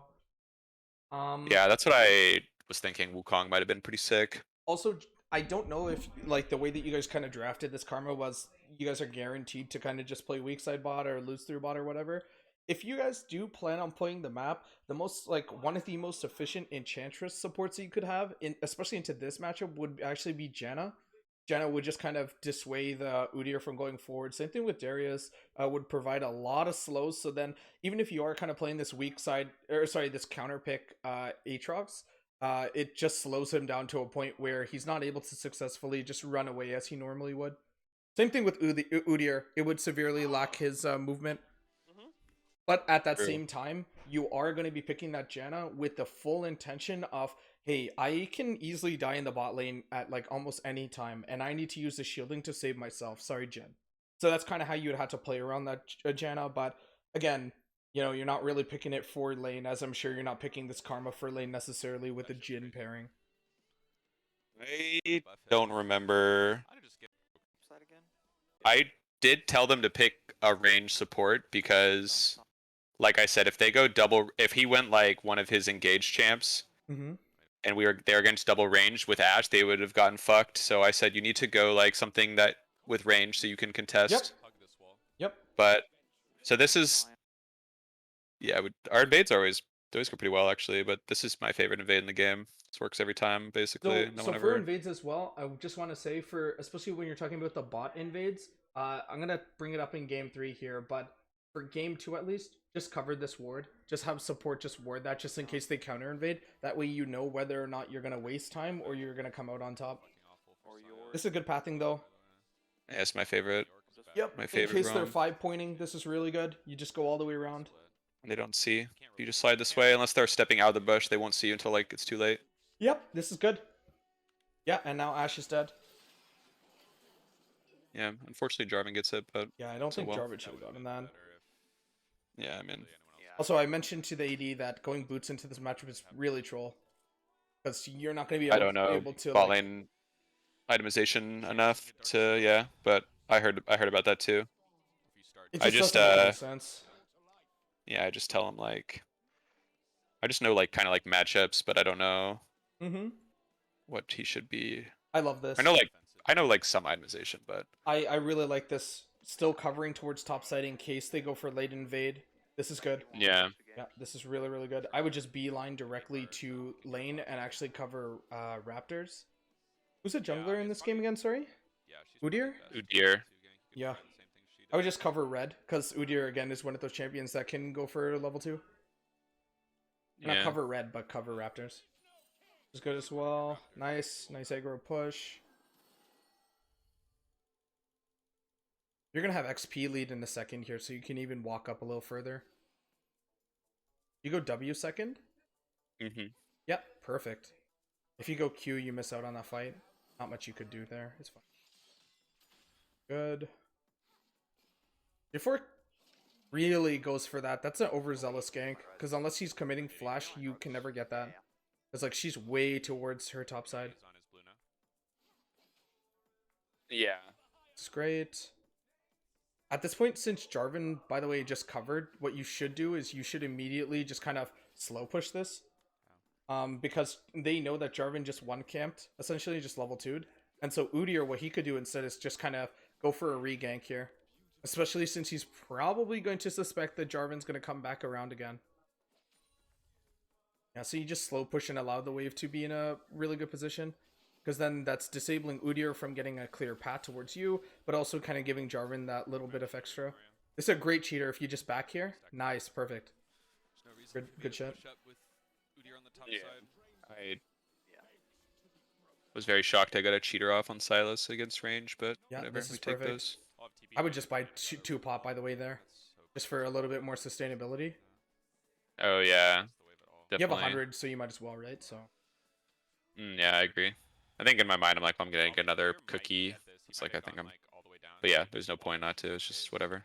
same thing with the Dark Seal, just kind of mentality. Just try to think efficiently whether or not you could go for the Mana Crystal to build into your Everfrost a little bit quicker.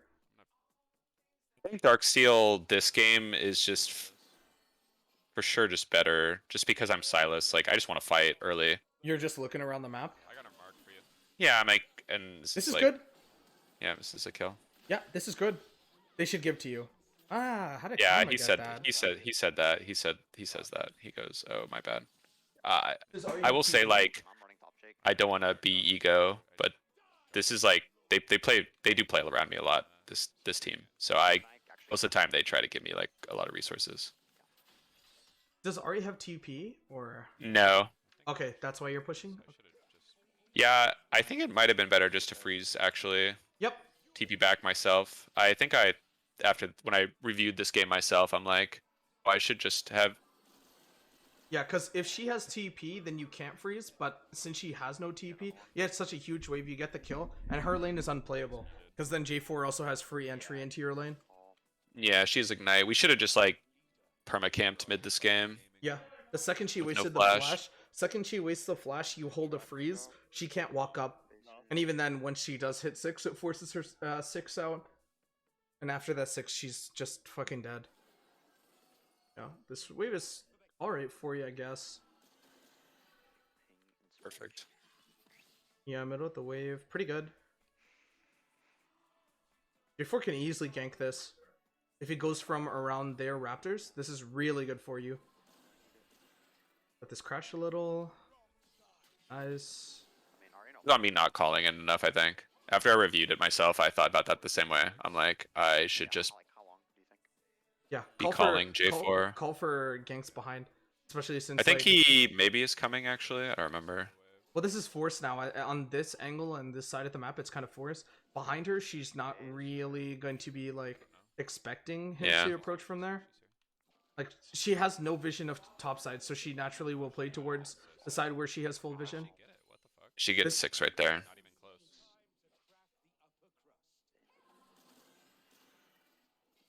Yeah, this is fine. You can't freeze because it's just crashing.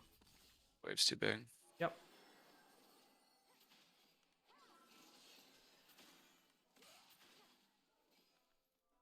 I would just stay in lane. She I don't has, know like hardly why any I'm so mana. behind in XP. Thank you, sir. Like I was like, dude, in my mind I really wanted to hit 6 off that You're ghosted. first wave. I would have just killed her. I think it's because they stuck around a little too long. Yeah, I after think that I first just invade. shared too much XP maybe. Yeah.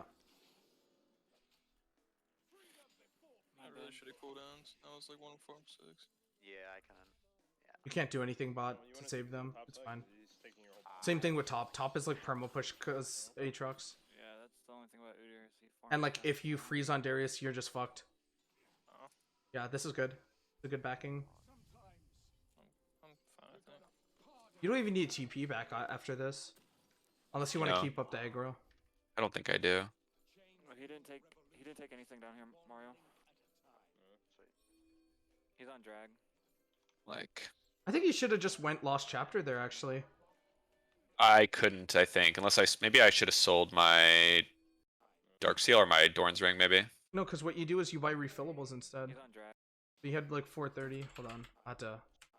No, you'll see when I back. I don't have enough, right? I had like,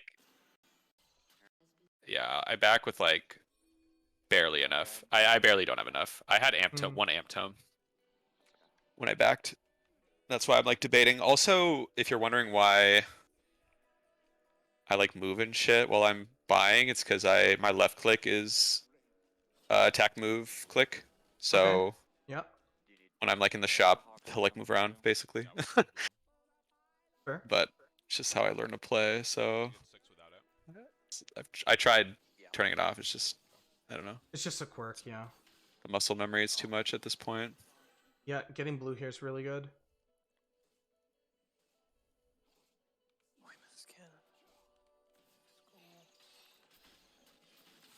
Nice. Looks like I get 6, I can come on. What are your runes like this game? Sorry. Totally forgot to ask. Conquer, presence, the standard like precision page, and then Yeah. biscuits and insight. They're Okay. coming down here. They're definitely coming. It's like the standard Sylas page. I'm back up. I think since J4 is looking towards bot side, what you can do is you can crash this and then just go for his Raptors as well. Like, if he really wants to hard commit towards bot, you just reset his top side a little. Plus, you'll come out back on top of XP, because you even acknowledge that you're down on XP, right? So, Yeah, you're right. do you do it Maybe I- anyways, actually? I think you might just do it here. I think I go to check the crab first. He's right Okay. there. And I'm like, okay. You just top. Yeah, so on this play, you just go for the Raptors, because, like, you're then equalizing the XP that you noticed that you lost from earlier. This is good to pinch. Nice. The second you land that E, just feel free to pop your ult, You're on red. because then you can just keep following it up. On mid, actually, we can burn her ulti or flash. Yeah. You had to hard shove, because you know Udir's around here. hmm You want me to do it? Can't bin it. Yeah, This is now the you're- play. This is the play. I say like, Oh, that is Yeah. crazy. Okay. yeah, that was very forced. I mean, even if she has ult, she's gonna get out of that Jarvan ult. Yeah. No. You're dead. Yeah, I told him in hindsight maybe we should just turn on the Udyr there. Just Mhm. just focus Udyr. I don't Probably even kill think him. you just flash. I think you run down and play that slow. Because by the time they're Yeah. on the way, is like, it doesn't make any sense to force this. Yeah, I agree completely. We talked right. about this after the game. I just said like this was just way too forced. Yeah, I think Udyr even wanted out at this fight too. And then like J4 jumps in J4 early, especially with just the Iron Whip. He's not gonna do like crazy amounts of, oh, I'm in there, I'm surviving forever. You know, it's Told a him really too. I tricky said jump. like if we take a 2v2 versus Ahri and one of us dies, we'll like always lose because she gets another dash and she gets like the super She triumph from just her gets out. passive. Yep. So yeah, that was just a mistake. Are you gonna go Lucidity? I after go this Lucidity, back? Okay, good. Yeah, it just depends what I back on. I think I just might have enough for Everfrost. You can't save bot. Make a There's play. no point No, in roaming. he's super fucked. I think just the way that they're playing their comp, like especially towards bot side, is just so weird. Try. Okay, this is still fine. I don't see any major major errors this game. There's not really anything. I don't think Like- I made that many errors for what it's No. worth, but I think that I think maybe like I have This is a aside team- from like freezing and like that's it. You just like forgot to freeze on maybe 2 waves at one point. But that's about it. You're just playing this lane as like best as you can, I guess. You can never 1v1 her because you don't know who's behind her. Because you have a losing bot side, so they can roam towards mid anytime. And Udyr's effectively playing the map. And so one charm into Udyr's stun and you are fucked. yeah, also just from my experience with this matchup, playing it like over the years, she just like will get to the turret before I don't have enough damage to burst her. I just Yeah. never will early game at least. Yeah, Like you're a sustainable fight, right? Meaning that you have to Yeah. continuously pump out she'll just combos. run away. You don't have that WQ, I'm gonna one-shot you in one fucking full session of my combo. This is pretty sad. I call for this.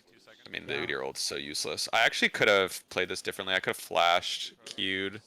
I say that after, but I don't know if it would have mattered. But if this is Janna too, like you guys can wholeheartedly win this fight because she's just constantly ulting. He'll have to take his attention off of you in order to actually bear stance, meaning like stun her. And so in that split second, then you can fully turn on him because for the most part he's free hitting you and Karma's just there.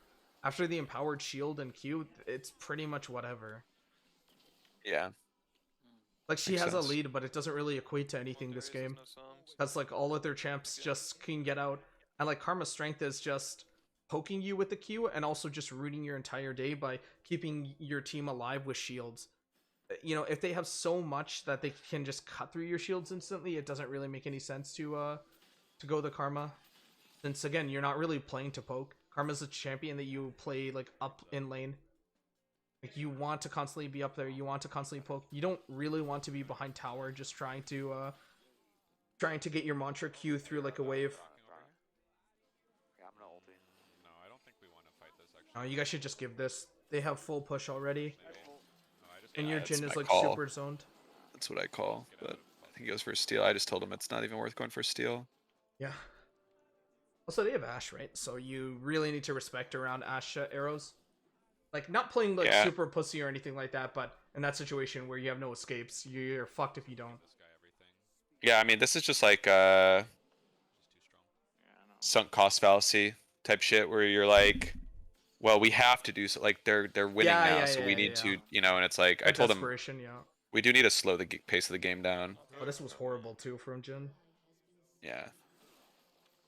It's just I think think since the you're game is fucked after this part. it is, but since honestly. you guys are playing, I think it was fucked after the Udyr double kill towards top, where Karma also died like on Tribush.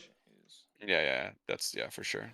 But since you guys are losing out on the bot side, there's no way that you can kind of bring that back. Good flash, you're still dead here. You should have stolen Ahri charm a lot or Ahri ult a lot sooner, but it's whatever. Yeah, for sure. Could have taken it a little sooner and then ulted out. Yeah, but anyways, since you're losing bot side, you might as well just try for top. Because like if they're gonna allocate so many resources, let's say they're going for dragon, let's say they're going for constant dives towards bot, it's a lot easier for you to go for the Darius who has like no effectiveness right now than it is for you just to constantly just answer waves. Because right now your only duty is like answering waves. You can't do much against like the Udyr. Like he's just gonna destroy you. And even then, like unless you have Karma and Ashe consistently like playing it to their best ability, you're just not gonna win out on that 3v3. I'll be here. They just poke you out. They have so much damage at this point as well. Oh. He may come back. You guys aren't losing by a crazy amount. If I had to guess, it's probably like 3k down, which is not anything bad. We just don't have a answer to the Udyr. Yep. Main issue. He will just 1v9 every team fight. I'm gonna drop her ult. Yeah, it's just one of those draft diff things. Though. He's right here. Yeah. I'm done. Okay. You're dead too. I'm like, okay, well, I'm just gonna try to Everfrost and save this guy, but We win. No, Dead you enough do not too. win. Yeah, He I'm just I dead. think he called we win. I don't think you do. Beautiful E. That's great. Just take Krugs.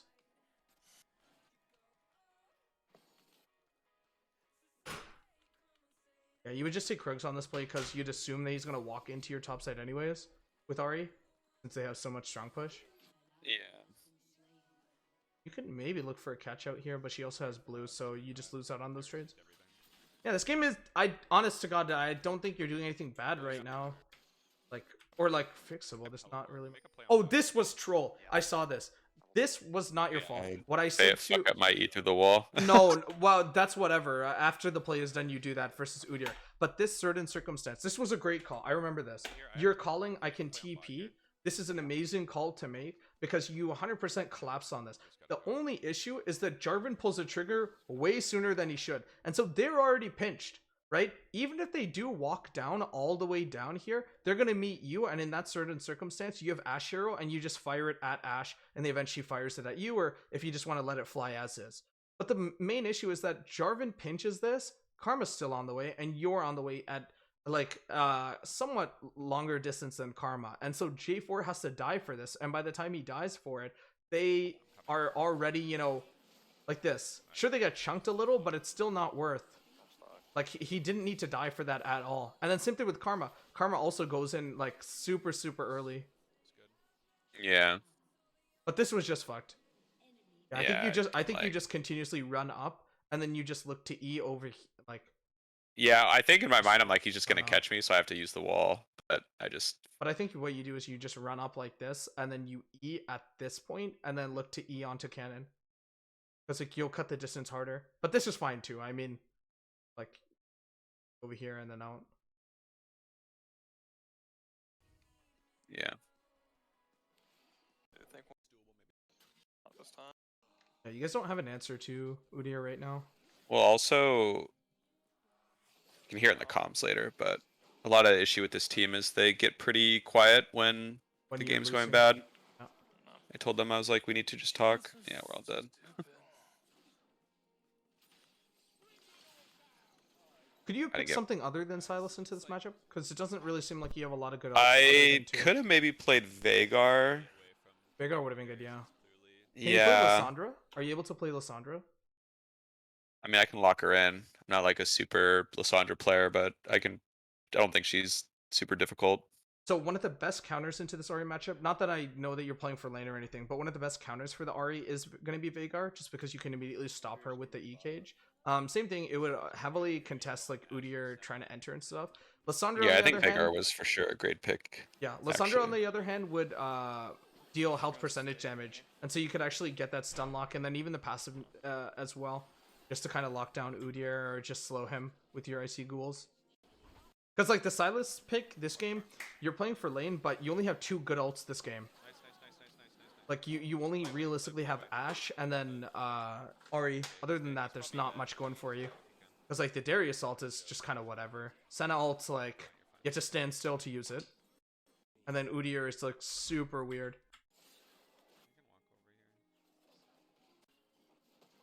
I don't remember exactly why I went Sylas. I don't actually remember. Because yeah, looking back on it, I'm like, this pick was not great. And they definitely picked Udyr, I think, before I picked Sylas. That's a great arrow on him. You can't go back in. Good TP. Get over. Good TP. Oh yeah. Darius is just too strong. They're just too far ahead. Like that, I said I was like, this is probably our best fight, and we just couldn't get it. I said that's like, Yeah. It's like- funny too because you really can't deviate from your build path either because you need the cosmic drive. And so like after this maybe Morello's, but even at that point it's way too late into the game. Like it's just over. Even if you have Oblivion Orb, you're not gonna get Yeah. anything out of it.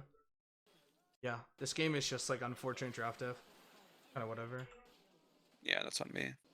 I drafted it unfortunately, but I just don't think that you'd pick the Aatrox, and like the J4 was not played correctly into this. Play the video game. mm-hmm.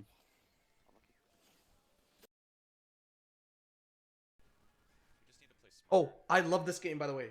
Great. Okay, so this great- draft, by the yeah. way, can I explain this Go like for it. fuckery that happened? Mhm. Because it was not explained well at all when I watched. So I explained Zai one trick, then spamming Ashe. I was like, okay, we're gonna trade. So they ban Ashe, so we take Zaya first pick. Then they respond with Kog'Maw Yuumi. Hmm.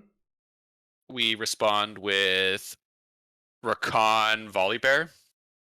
Because I was like, well, we can just take Rakan, and they had banned Volibear, I think, every other game this series. So I was like, let's pick Volibear.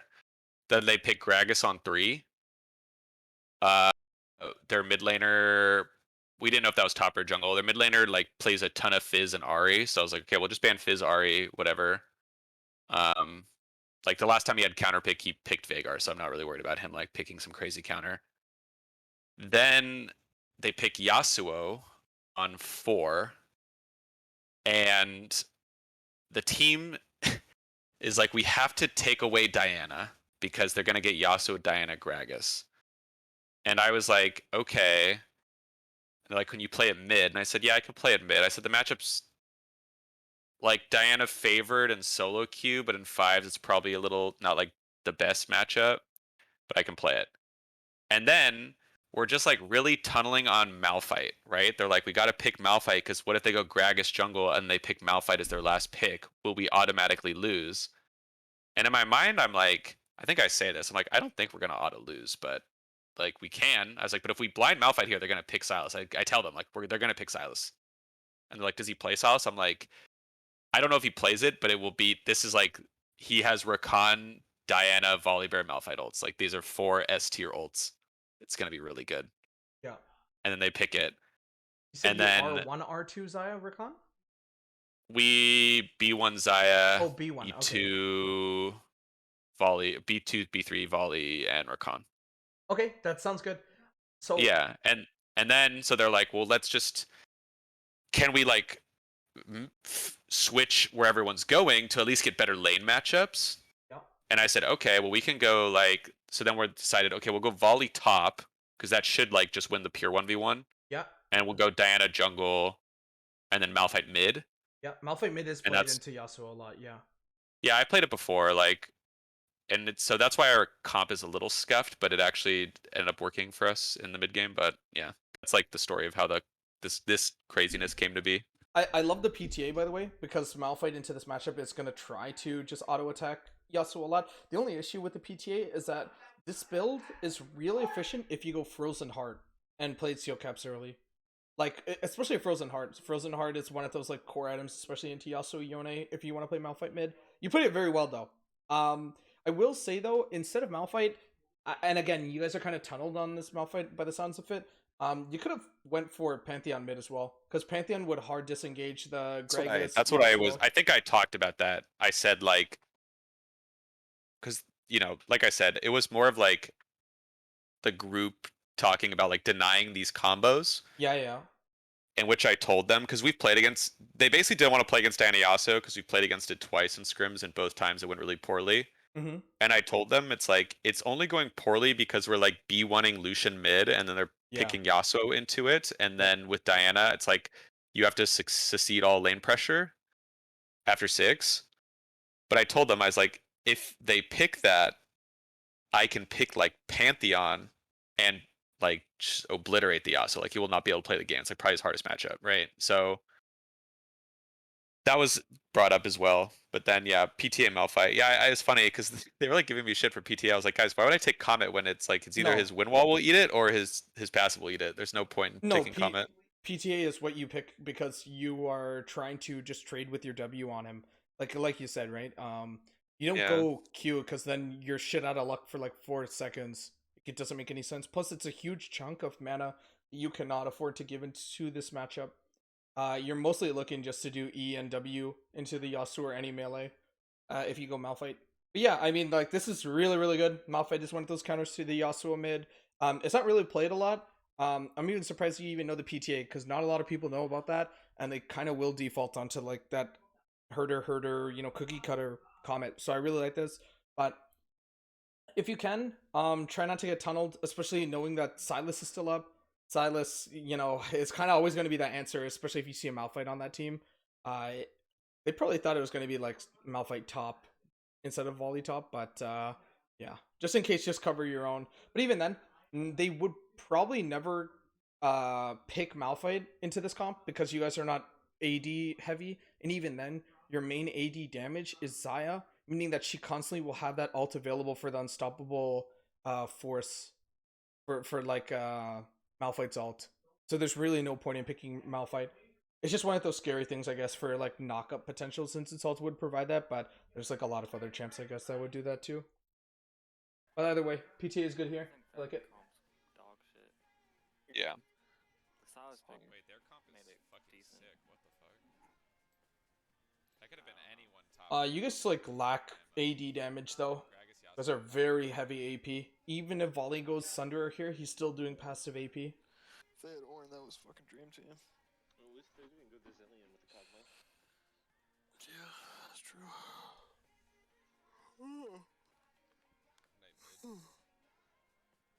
You have second wind?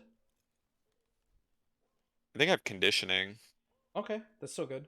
You get passive Conditioning resistances. plus overgrowth maybe. Yeah. I have taken this I have done this page with like mana flow, Mm-hmm. which is also not bad. Yeah, my build was pretty scuffed this game. I definitely should have just gone like Warden's Mail, Steel Caps. Yeah, you just literally just play just to kind of cuck him around, and that's exactly where the PTA comes in, because the PTA is going to be your main source of reliable damage, since you're going to be proccing it pretty often on him, and he can't really do much. And into like a lethal tempo Yone or Yasuo, the Frozen Heart just rush with the plated steel caps is just absolutely going to do wonders for you. Again, it sounds really scuffed, especially when you were talking about champions, or sorry, when we're talking about comps that are not full AD or majority AD. But even then, you know, you still have to deal with a Cog who, again, is trying to do that attack speed. You still have to deal with the Yasuo who's attack speed. Yeah, it's just a huge deterrent for them in team fights and even in lane. Plus, you'd get so much bigger in terms of champ size as well, so it means that you reliably can always hit your ults as well, especially with Frozen Heart Rush. Yeah, I'm gonna drop. Oh, so this is what I was talking about. So on your guys' entry here, they actually counter invaded you. Yeah, So- yeah. So in order to deter from this, what you always want to do here, and this is like a lesser known secret, is support would deviate from this pathing. So naturally, you know, when you're trying to invade through try, you have like multiple three ways of entering. Support would probably have to beeline from base and has to go and cover this pixel right here on this red. That's exactly how you would counter that counter invade. Like right now, let's say that they are waiting for you inside the try, you still approach that as a team. But when you're walking back to the red buff, which does happen in a second, in which I think like Rakan or someone else dies for it, like some shit, that's exactly how you would have that on vision.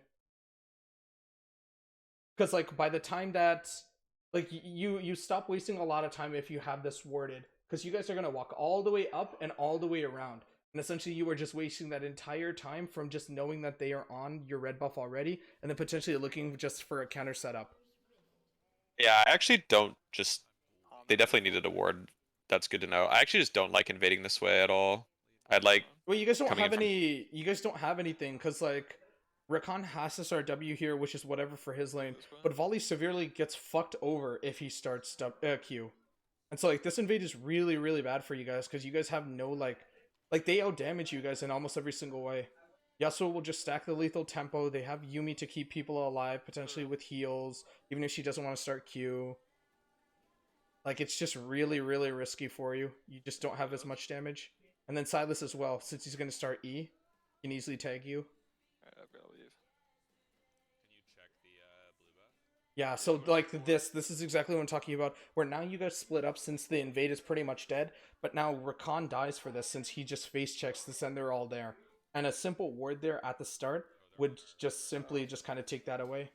Like you get a lot though because like Rakan's wasting so much fucking time and Kog'Maw like flashes or some shit and Rakan just executes anyways. But still.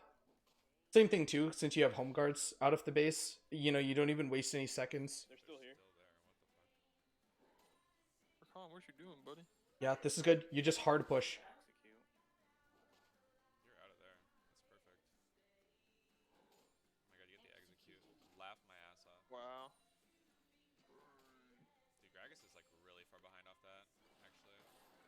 To be honest with you, I probably wouldn't even start Q into this matchup because he has that passive shielding and then eventually we'll get win wall. I would just directly go for W or E. You're just looking just to trade all in when he comes closer to you. Because like your Q is done after he has his passive, which he's just naturally going to get from just kind of kiting all the way around and then plus later on that win wall like he mentioned. As opposed to like he can't block out these Ws. Like look how hard you're hitting too. Like you hit like a fucking truck and then the PTA procs and he loses about like 40% HP. Yeah, I agree. But like this matchup is really really good. But yeah, so but like pretty much since you have Q, you're essentially just playing like as if you were level 1, if that makes any sense. Because every single Q of yours is being absorbed into a shield. And like let's say even if you're autoing through that shield, you're still applying that PTA. So it's not like that damage is like going to nothing. This is going really really well. Dorn shield is good. You could go a step further and just go cloth immediately as well. Beautiful flash. Not much you can do to dodge that. Yeah, Oh, I told him after he needs to just walk up. I said, that's like a hard thing to know, but I said, Oh yeah. like I just didn't have the HP to make it to you. You just gotta run out of the bush right away. Was he sitting in the bush?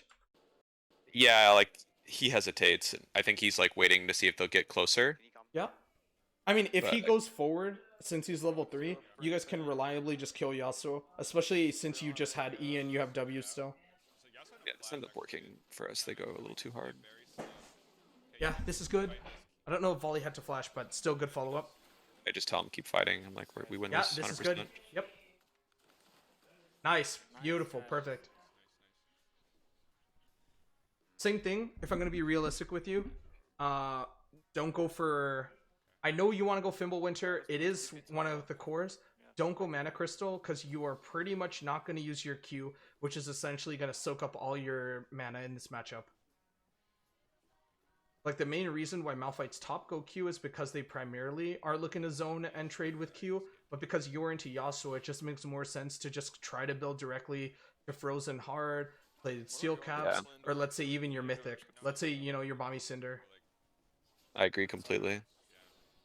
Because now, you know, you're shit out of luck. You're 400 mana out, and like, sure, you're stacking your tier, which is really, really good, but I'm pretty sure that you'd rather, like, you know, sustain through this fucker's damage than, like, just randomly throw out Qs. Actually, you did recognize that you're in this matchup, so you did upgrade your E second. Okay, good. E second or even W. I'd probably do W first, just because the PTA. I think I did E because the value is very good versus Kog'Maw as well. Okay, But yeah, makes sense. I agree though. I think when I've done this build in the past, I have gone for the W max first because it's just super strong. I forget what meta it was, but there was a point at which, like, he used to just max W as is too, even into like primary bruisers. This is good here to freeze, because like even if you have no threat of your Q damage at least, you just completely destroy him in all ins. You pretty much just need to dodge out on his NATO, and especially like when we think about armor and stuff like that, if you had just went like boots, played Steel Caps off of your second back here, you know, he can't really do anything to you anymore. And his lane's pretty much fucked. Especially since, like, Diana plays around your... Yeah, that's another thing, too, by the way. Diana played this lane. She could have played that first fight really good, but she essentially gets fed, I think, off of you on top of this game, which was, like, really, really well, and good awareness. Yeah. Like, you are into a tank matchup, so you naturally cannot, like, consistently 1v1 like that, or, like, burst hard. And so, like, her playing like this is, like, pretty smart. Yeah, since he backs off, you just hold a freeze, even if you have no mana. At this point as well, if I were you, I would literally just ask jungle, like, hey, is there any honey fruit in the rivers? And if she can walk with me to honey fruit, then it's super, super good. Good try. I saw that in the 80 Yeah. try. I got baited there a little bit. No, it happens. It's human error. It happens. Mm-hmm. Like, anyone would go for this, to be honest. And I think if someone were to say no, like, they're just talking out their ass. But, like, there is a sort of little delay here between, like, when he E's. Like, he E's kind of late, but even then, like, still a good try. Yeah. It's fine. He probably would not die from that anyways, though, since he did have Yumi. Yeah. Yeah, you're still in tower range. This is good. You have XP, played Steel Caps. Nice. I'm so bad, man. I can't believe I missed that all. I knew he was trying to bait that shit. Should've Yeah, play Steel Caps is good, though. Mid. You could start armor into Yone or Yasuo.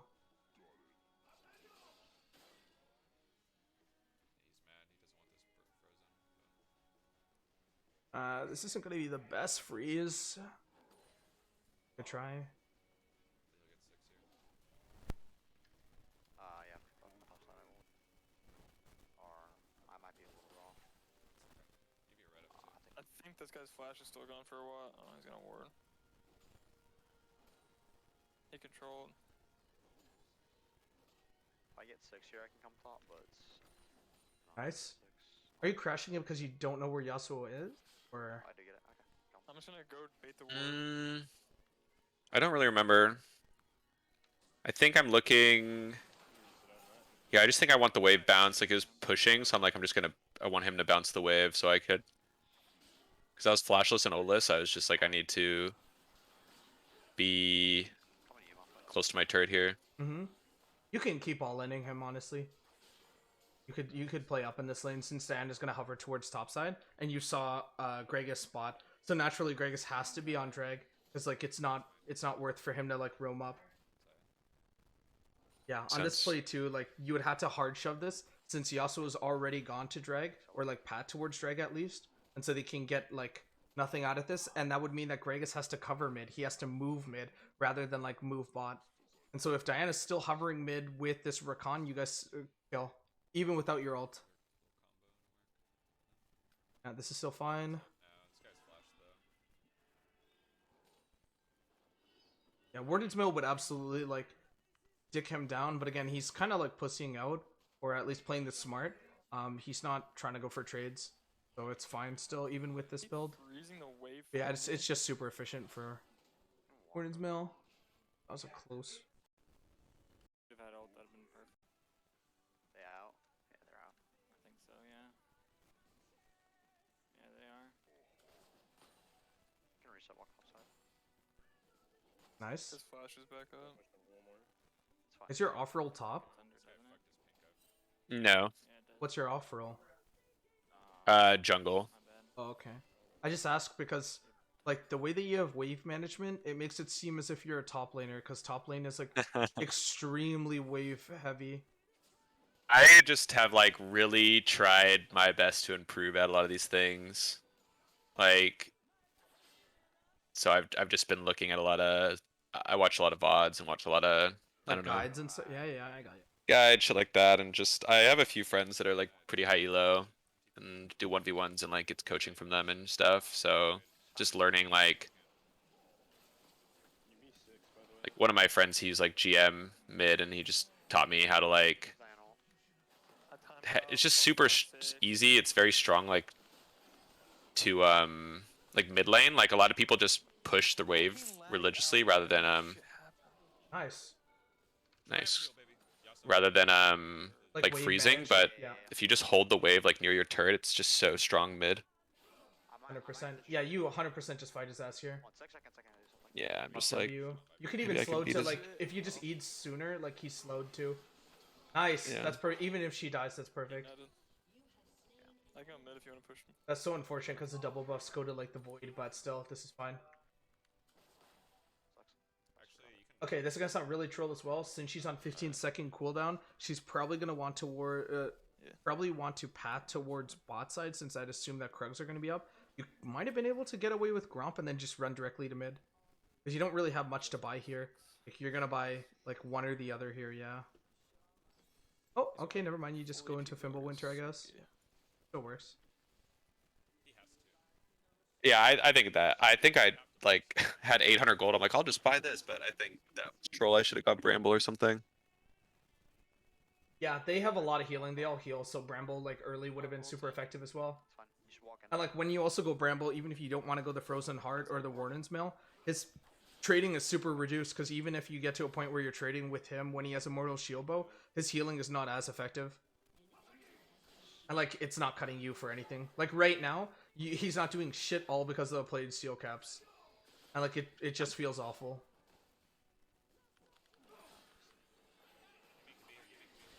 Oh, that is super like committed. It's like I you told have him that no ult. after I said we never kill that guy, you and I. Well, maybe if you have ult, sure, but like otherwise, no. You want to just kill Sylas again? My ult is up in 20. Fine. Fine. I have ult. You guys don't win this 2v1. Is he gonna just walk the lane? Okay, maybe. I would honestly run bot here in this situation. So you know Gragas is on the way bot, so Rakan naturally is going to be here as well. You have someone to help you out. Since your ult is up, you know that you can easily gank this, and then this is pretty much dead, unless he has flash or something. Yasuo just kind of exited towards the exit of the river as well off of that. It was very faint to see, but he more or less was kind of positioning towards exiting all the way around this way, and then kind of heading towards the wave.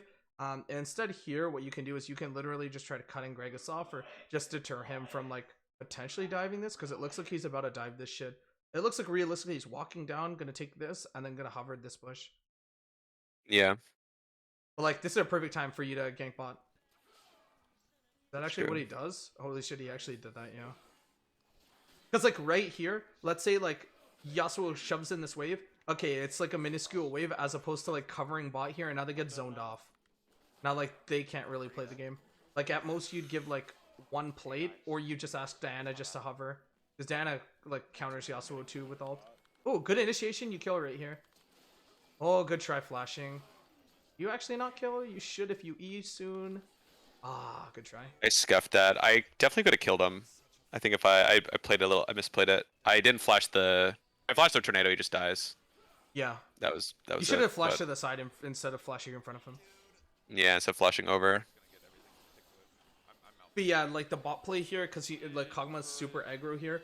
Even if you don't have Xayah damage, like you can easily I just don't destroy think him. you guys ever fight there. And like he's not gonna do anything to you either. Because like he has to split up his targets. That is risky as fuck for Dan to be in. A great shove. Nice. You could easily just go top here, dive top, because you have ult in 30. I don't even think you guys need ult. At most, what you do is Sylas will steal your ult, probably ult into his own tower, and then you guys just focus on Herald if you do plan on committing top. I don't know where he's at. Or what he is where. Oh, he's walking down. No, we're fine.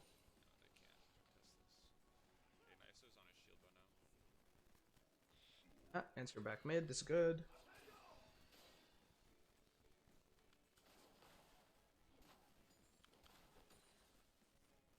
You practice CSing on Malphite or something? No, Oh, your CSing is really, really good. I've just played Malphite like before. This used to be like if I was filled top, one of my picks, like one a season. I don't remember what season it was. There's just one season where Malphite was like actually OP, and I just pick him all the time. Yeah, this is 100% correct. You literally just let Diana zone him. Even if he wants to come back into the wave, there's not much you're going to do by pushing him out towards the Raptors. You get so much more on this wave. Also, if you had overgrowth, I think this would be really, really good for you. Since you're constantly just tending to waves. I think Oh, I you do actually. Okay, that's good. I think I have overgrowth conditioning. I went like Really, a greedy really good. rampage. Yep. Yeah. Okay, this is still fine. Nah, just turn on Yasuo at that point, because you're slowed and he's super mobile. I don't know where that hits me. Yeah, and that's Yeah, just just don't unfortunate leave. for Silas, yeah. I'm walking down. Yeah. on, it's on just- this play, you just go for, yeah, you didn't even need to ult Gragas, because, like, Gragas is just gonna try to escape anyways, and again, that's one of those, like, split second he E's out of your range, so you're already channeling at this point, so you can't stop this. But Yasuo is right in front of you, so what you could do, as Yasuo is approaching, is Q him, so that it takes off his shield, and then just go to town on him.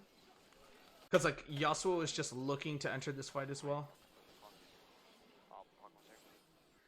Yeah. And you'd save your ult. I don't know if you saw Kog'Maw. No, you didn't. Okay. Yeah, and then you're out. You had enough time, actually, to realistically just run. Because, like, Sylas is now entering, and now he has a chance to steal your ult. Hits me. He had maybe, like, a little bit of a grace window. I'm not going to say it's too much, but a little tiny bit of a grace window just to run out. Kog'Maw should not be allowed to roam all the way up, though. That should not happen. And he loses nothing for it. Okay, AD staying bot here is fine. He has Malphite ults. Your team can't really approach that hard. Be careful, he still has Malphite ulti, so. Yep, good call. If Diana wants to allocate her time top, you just take her Raptors after answering this wave. Assuming that they're up. I guess I could come from behind here. Surprised she didn't go for blue.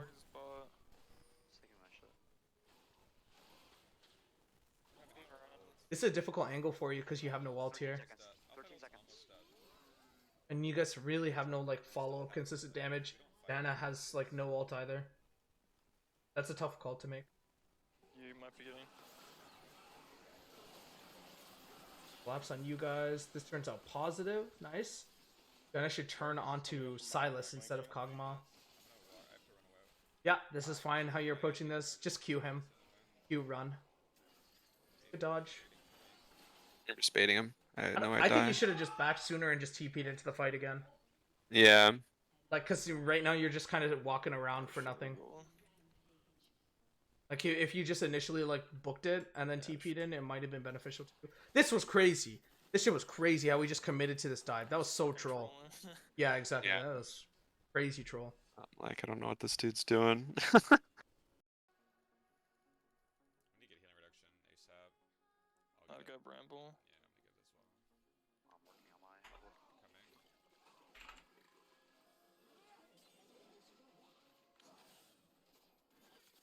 I will in 10 seconds.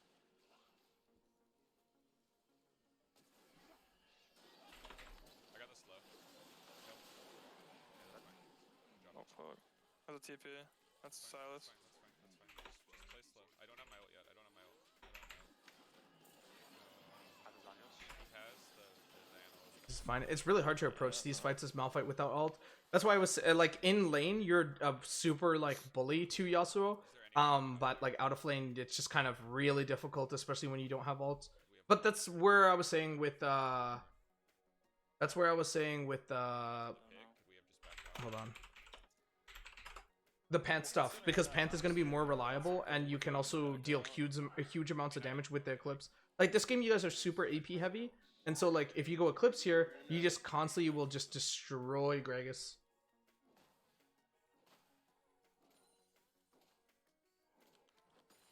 Yeah. Like, definitely, this is, I mean, another reason why Sylas is just like an insane counter is just because the lane is good, but it's out of lane. It's like, Cancel it. you're just giving him the Malphite ult. It's kind of nuts. Yeah. I have ult when I get back. If they push up at all.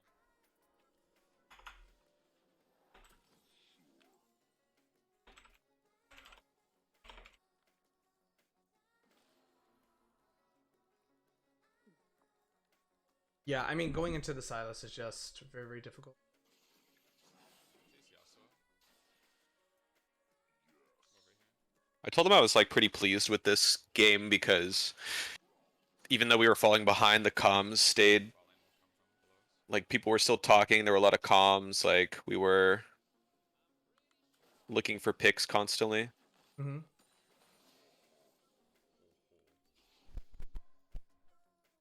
Big top wave. You get Sylas maybe if he's dumb enough to push up. If not, you can get the wave. Not you want to look Baron? No. No. We just instant. There's no way we can do Baron. You don't do it fast enough. Not yet.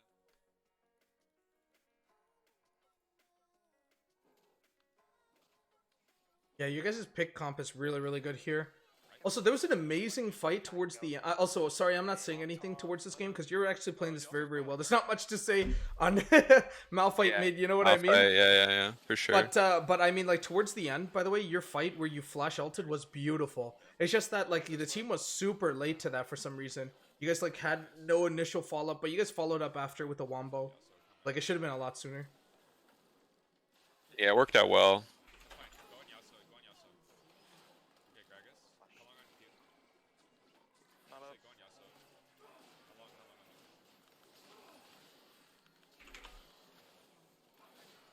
Nice pick. Nice. Pick, Baron nice now? Pick, nice pick. No. Sylas is right here. We just have to back off. I think this guy just quadra kills us if we try to fuck with Yeah, him, I think so. Actually. I'll take Malphite ult and kill. That's good though. We take those. That's like Oh great. fuck. Just sleep. Yeah, I'm out. I'm here. I'm gonna TP behind if he keeps going. If he tries anything stupid, we can go. Went over the wall. Alright, I'm gonna reset. Watch out. This is I fine. mean, this game, like, Oh, this is where I was saying that Rakan almost fucked this up because instead of just having 2 targets in Diana, he actually opts in to make it 3. oh, yeah. Like, it's whatever here, but That's like a knowledge thing, like knowing the what Diana ult does. yeah. Sorry, I cut you off. Go ahead. No, I'm just saying, like, I do think this team like didn't respect our pick, but Right? our comp definitely was able to find a lot of good fights. Shadowfall.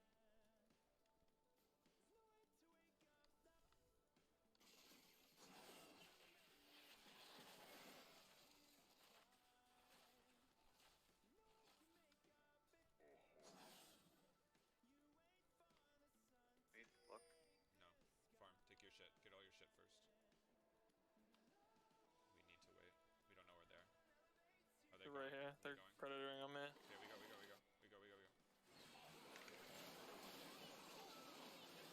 Okay. Nice. I feel as if you could have went for these 2 targets instead, but I understand why you went for Cog. 100%. Nice. You can't go in. Yeah. Okay, you just leave him. Yeah. Are you dead here, actually? Yes, movement. Yeah, I'm Yeah, you're pretty dead. sure I'm dead. He is the Yumi.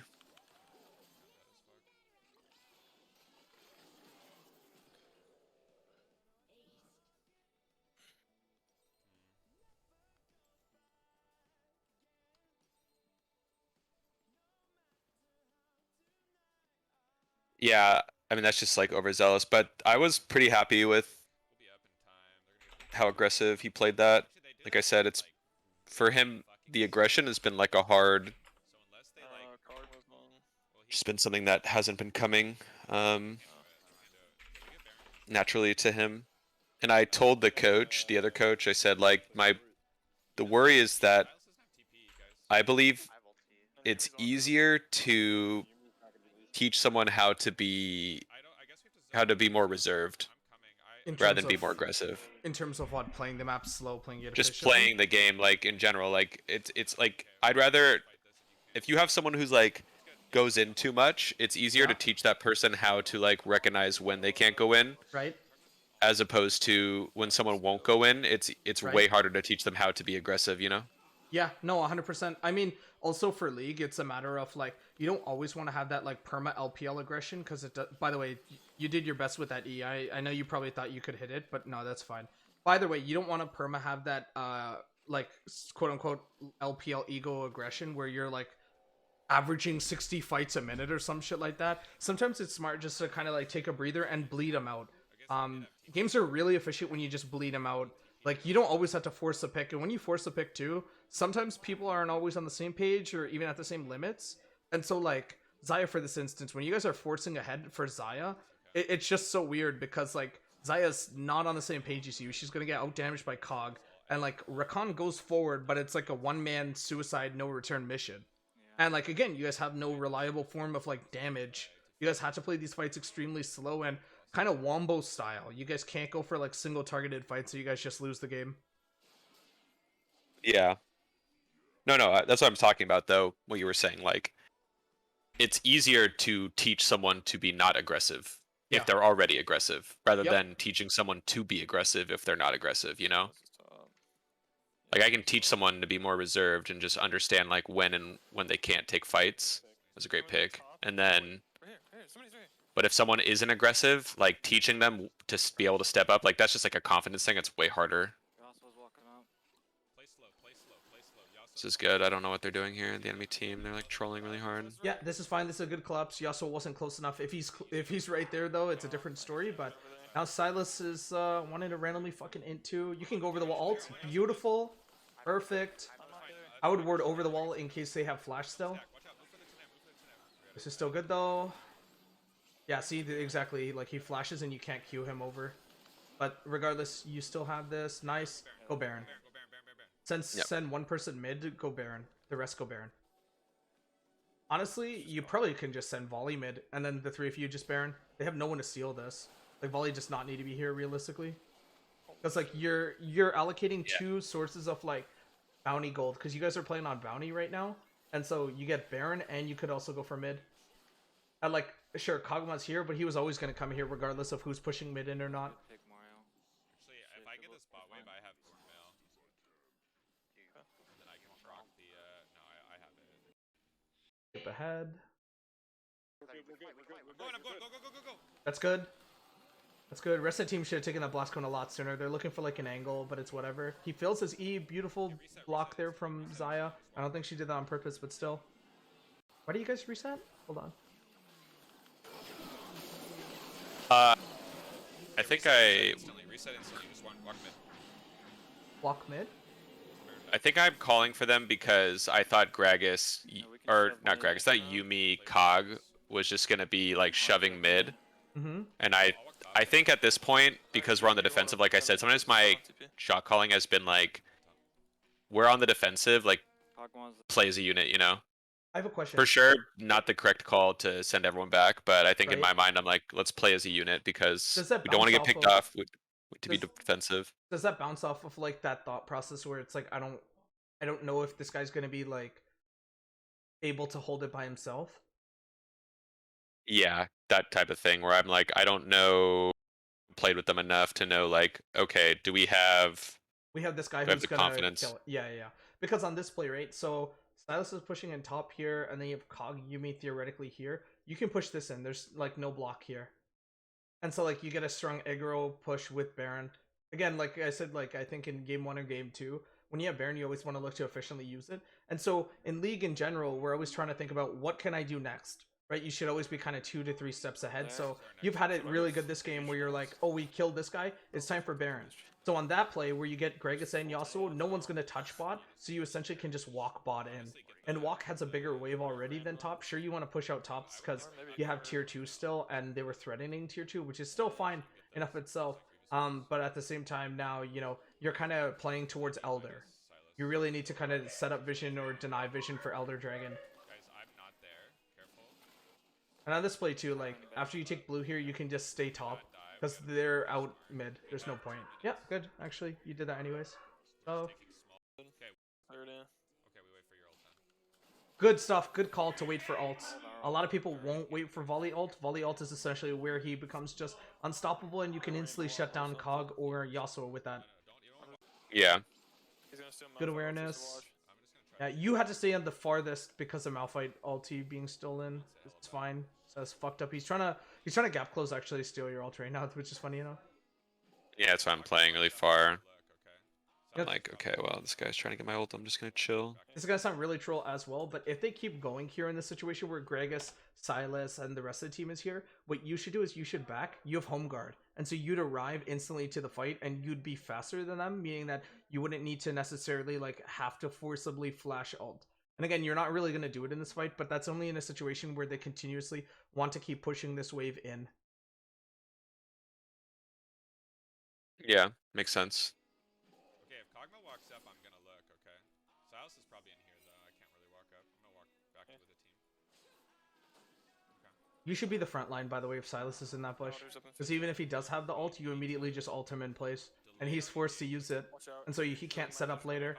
Oh, this is so stupid for Kog'Maw to be top. You answer bot wave, shove that in a little, and then set up just deep vision control. Oh, This is too far. yeah, I was like, oh, we should look for something. Cogmon's here. Cogmon's here. That's fine. That's fine. Yeah, this is still fine. Can we look Gragas?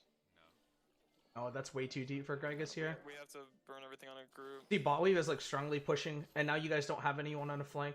So in this certain circumstance, what you had to do is you had to find an angle that they can't like see you from. I'm playing for one of your guys' engage. I cannot. Yeah, if flash ulti and then I go in. Yeah, this is good call. He wants his hella bad. He can't get it though. Yeah, this is correct, actually. See that bottom wave, though? It's still stacking, and so they haven't answered anyone to go here. Beautiful flank. This is great. This is 100% great. It's risky as fuck, because you have no sweeper, you have no ping, but it still is going to be the needed play. I'm going. I'm at backline. Backline. Nice, good flash. You could have done it a little closer to Gragas, so you hit him too, but still. Kog'Maw immediately down. Trying to get into this wave. Yasuo. You can see Yasuo actually ults the second I ult. If you go back, yeah, I don't know if Twitch will work, but Great yeah, if you flank. watch, just watch. Yasuo literally, I was trying to get Yasuo and Cog, but Yasuo ults the second I ult. It's kind of sad.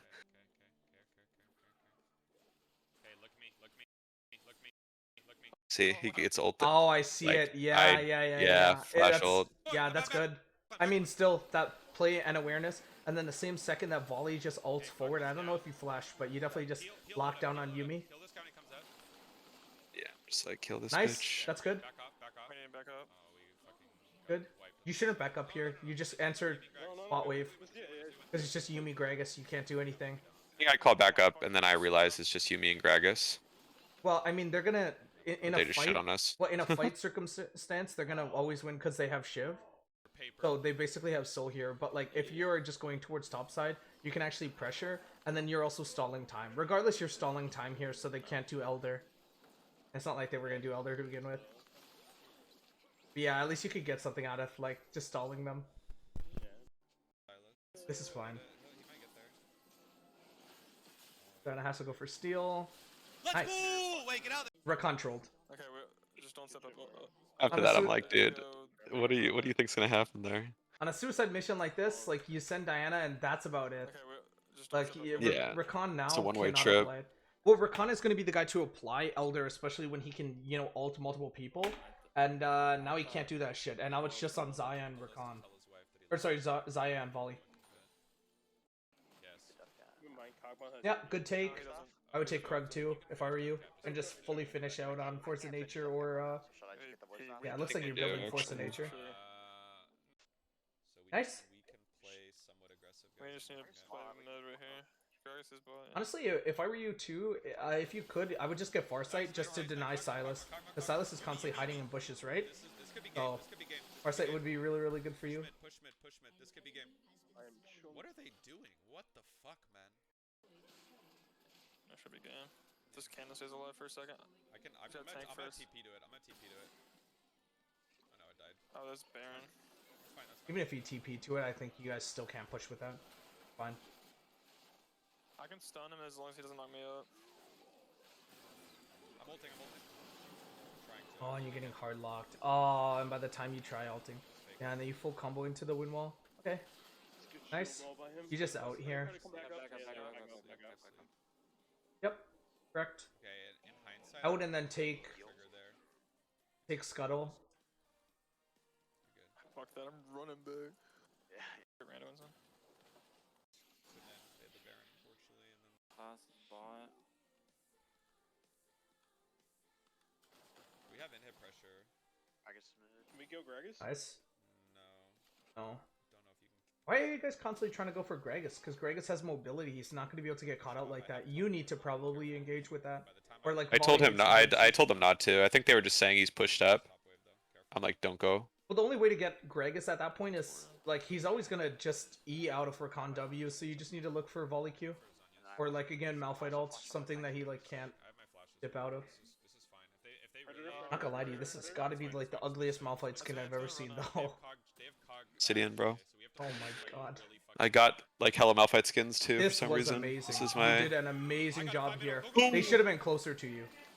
Cause like there was like that weird like buffer time where you hit this Yeah. like 5-man or 4-man or whatever, and then like everyone else is like, oh, did he get it? I got a 5 Like Dana should not be over here with Xayah and Rakan should like the second you're saying I'm on the way, Shirley should be popped. That way you can mitigate like using flash too. But yeah, that's game. Beautiful ult. But yeah, Frozen Heart would stop this fucking space gliding shit in the back too. yeah. No, I I'm gonna stop him from Frozen Art was for sure the buy. I don't know why. I just decided not to buy it. Looks like you're gonna final purchase like Frozen Heart or Randuin, so it's whatever. Yeah, it was definitely final purchase Frozen Heart, but we win the game anyway. Yeah, that was good. I think in terms of improvement, what you should improve on a personal level is just recognizing when you can punish off of like poor roams from them. Also just again, because the way your team dynamic is, you guys don't really play through bot, but looking effectively for roams, even if sometimes you had to force them and go for dives. I think that like a lot of times too, you played reactively in terms of your TPing. If you can just try to force them to play reactively on TPs. Other than that, like from what I saw, it was really, really solid. Also, itemization. Just kind of getting comfortable enough on like itemization and situational itemization. I think you have a really deep understanding of matchups. Some matchups are better than others, of course. So like in those situations where instead of going Sylas, we could go Veigar. Instead of going Malphite, we could go Pantheon.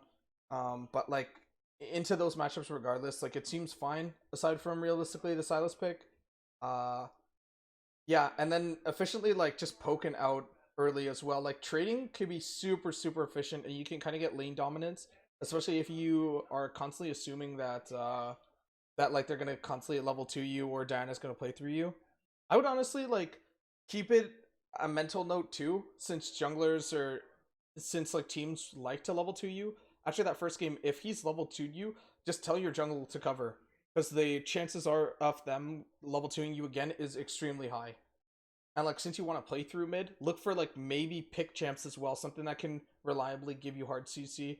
My best suggestions would be like Veigar, Lissandra, Malzahar for AP, and then in terms of like AD, maybe going forward with like Yone, not really lockdown, but just kind of follow up with Lucian, who's extremely strong, and then Zed as well. But yeah, I mean, really solid gameplay actually. Thanks. I don't think you did anything wrong in that second game, like where you lost. I don't think you did anything wrong. Yeah, I mean, I'm trying to. Yeah, I don't know. I thought I played actually pretty well that series overall. I just, for me, it's like a matter of knowing just anything to improve on basically, and Yeah. the macro is as well. Like since I have taken a more of like the shot calling role, just Yep. understanding like what I have to do or what I have to call for. Yep, and don't be afraid to forcibly say jungle needs to cover my wave or jungle needs to cover in this situation. Because there were a lot of times where, you know, especially in this last game where you're against Yasuo, you're moving up to their red area and Diana hesitates.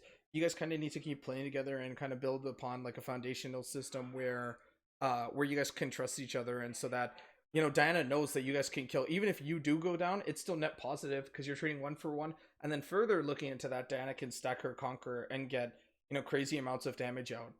But yeah, I mean, like in terms of the picks, there's not really much you could do to take over games like in this scrim block. But you played the scrim block very, very efficient, especially into the Viktor. But again, it's just like minor things like itemization here and there, and just like when to freeze, like when to freeze. Oh, what's the word I'm trying to say? More diversely, because like when we're thinking about freezing, we're thinking about just like once or twice, but like there are certain situations in the game where like if you freeze, it's free path for jungle, and that's exactly how your team plays. Yeah, Okay. Wow. Also, definitely. don't be afraid to tell support just to go away, because like there were a lot of times through game 1, game 2 where support's soaking wave and you're down XP, or like you feel comfortable enough to take jungle camp, especially if they're not going to take it or they need on reset. Like just kind of passively look around your map and check whether or not they're going to kind of path towards bot. If there's an open area towards bot, if they have an objective towards bot that they can path towards to, don't take it. Otherwise, like you might as well just take that raptor, especially if they're going to go for a gank top, because they're going to get enough XP from that wave or from that lane as is, that the raptor XP won't really cut them too much, but it might give you a slight advantage in your own lane. Yeah, Not I, gonna be a dick. I think I actually have been pretty good at that, Mm-hmm. but maybe this series I didn't do it as well. I've been, yeah, pretty good at trying to like, if he's on one side of the map, clearing out his other side to get farm, Yep. just soak up XP. Yeah, and then don't fight for waves. Do not fight for waves. You guys don't always need to be perma grouped, because when you're perma grouped, it's super inefficient if top you and AD are trying to bounce on the same wave. Just use more off the map. Like open the map up, especially when you guys have Baron. Don't be afraid to pull the trigger. Again, that's you said it best. You know, you need the comfortability with people. You need to kind of get into your own space where I can count on the guy.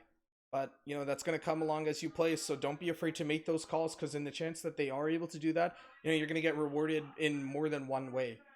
Especially when you're down. When you're down, we like to make desperate plays, and if we are able to get a successful team fight off, and if we are able to pull the trigger, then we might as well just kind of, you know, situate towards getting 2 objective bounties over 1.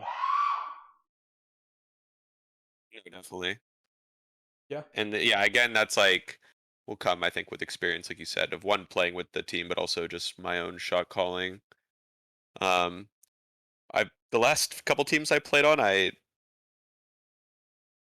actually we had a coach who said I should have been shot calling, Mm-hmm. but there's just like a lot of strong voices. This is like the first team where I don't know if it's like respect or whatever, but they just have kind of let me take over in terms of the mid and late game calls. So it'll just be a matter of getting that experience in.